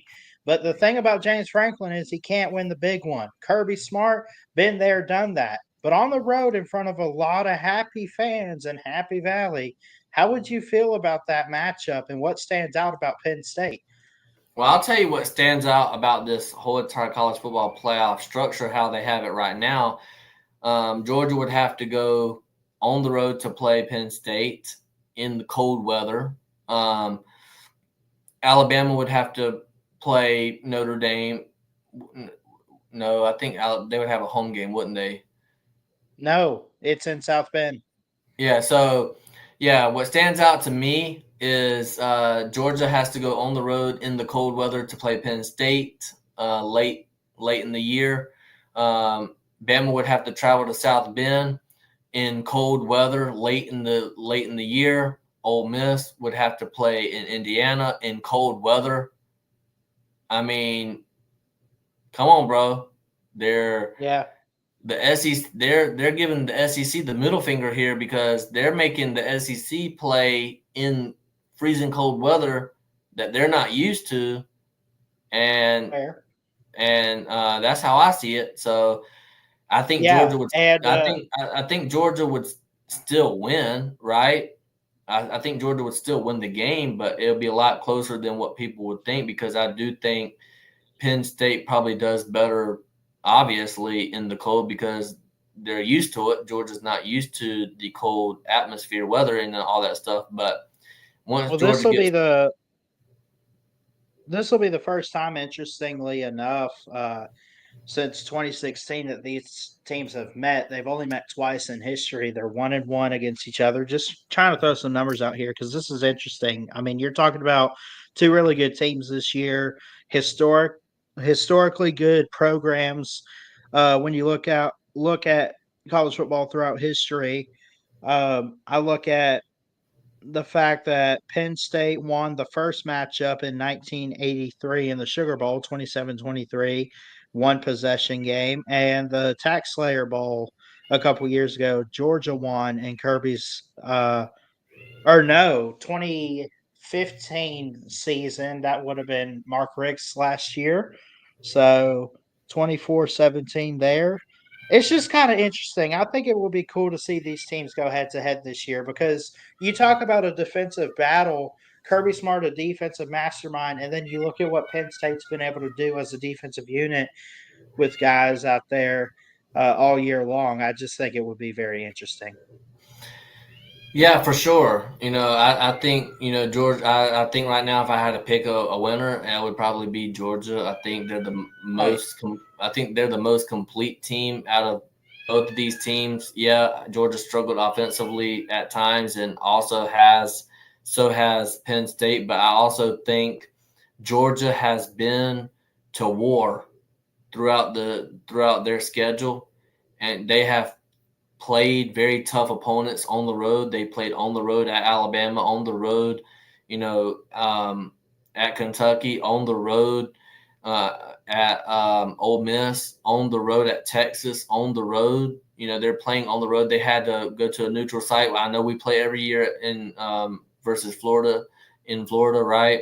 I understand that, but I feel like they've been in the trenches. They've been to this war, and with Penn State's easier schedule and what they did, it doesn't even compare to what Georgia's done this season. I think as far as Georgia will be more mentally prepared to go into battle, and I think Georgia will come out with a victory if I had to pick a winner today. Obviously, this playoff is going to look totally different in a couple of weeks. Some teams are going to beat each other up and knock each other out of these playoffs. SMU, I look at them. They're one of the first teams out in Tennessee. You can see both of them teams here in a couple of weeks in this playoff model. You can see Colorado even get in here, if they win the Big 12 title instead of BYU. BYU had an awful loss to Kansas, a 2-win Kansas, 2 or 3-win Kansas team. And I understand Jalen Daniels been hurt for most of the season, and I understand that. But, Kansas got a win over BYU, and a lot of people believe that they should have probably lost to Utah as well. I'm not one of those people, but, I think Utah made a crucial mistake whenever it mattered most, and BYU got the win. But, some people are of the belief that the refs, won the game for BYU.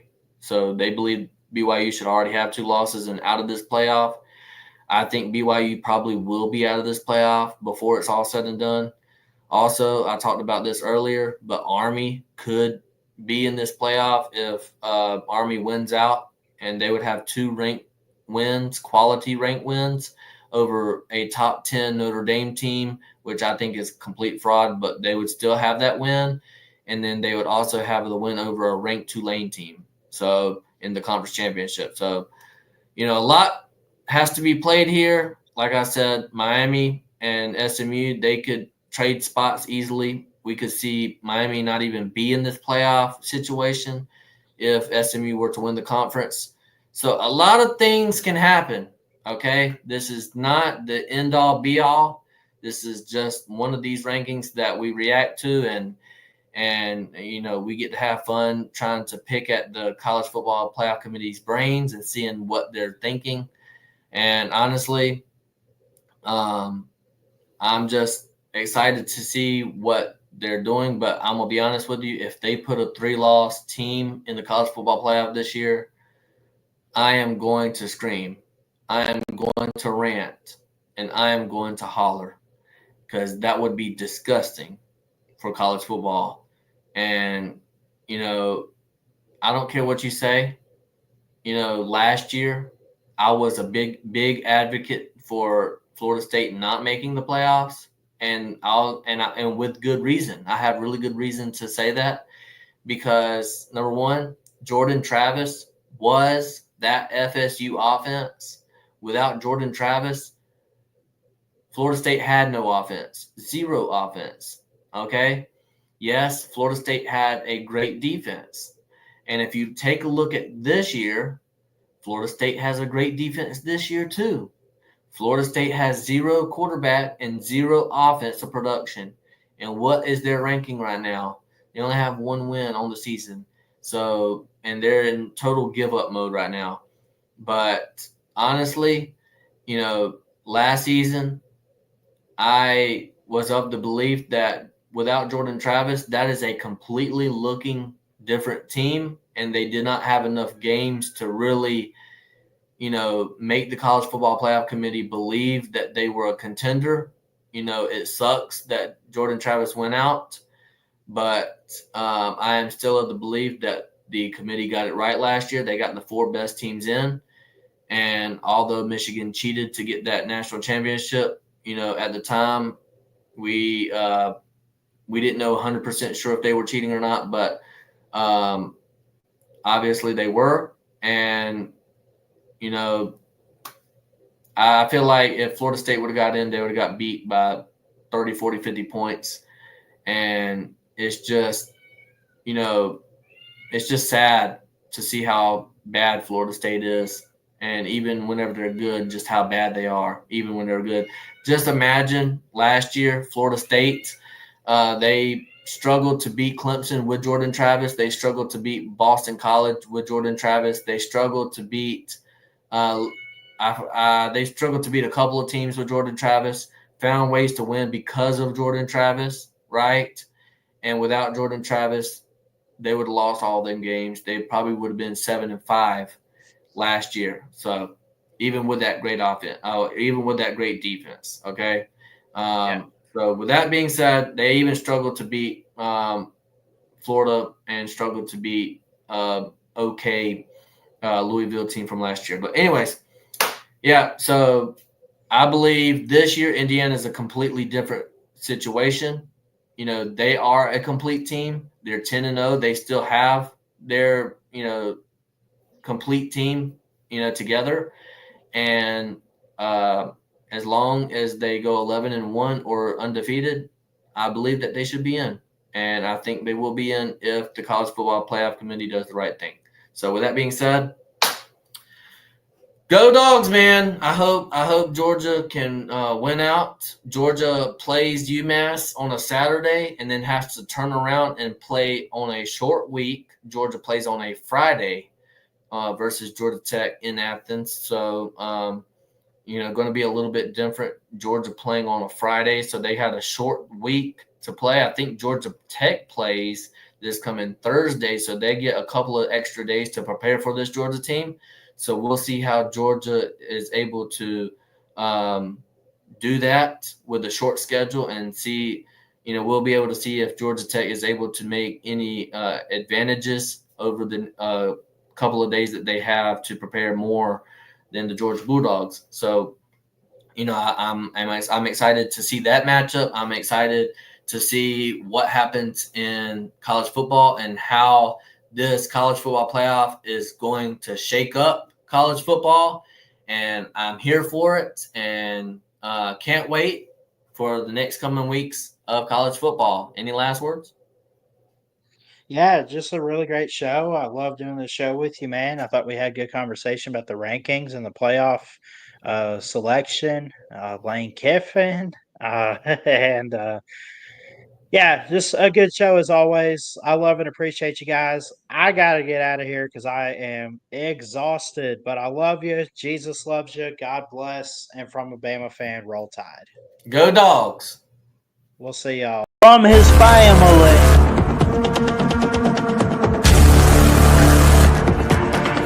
Was out on the field pretty much the whole entire first half. We got a lot of great games. I'm highlighting 2 SEC games.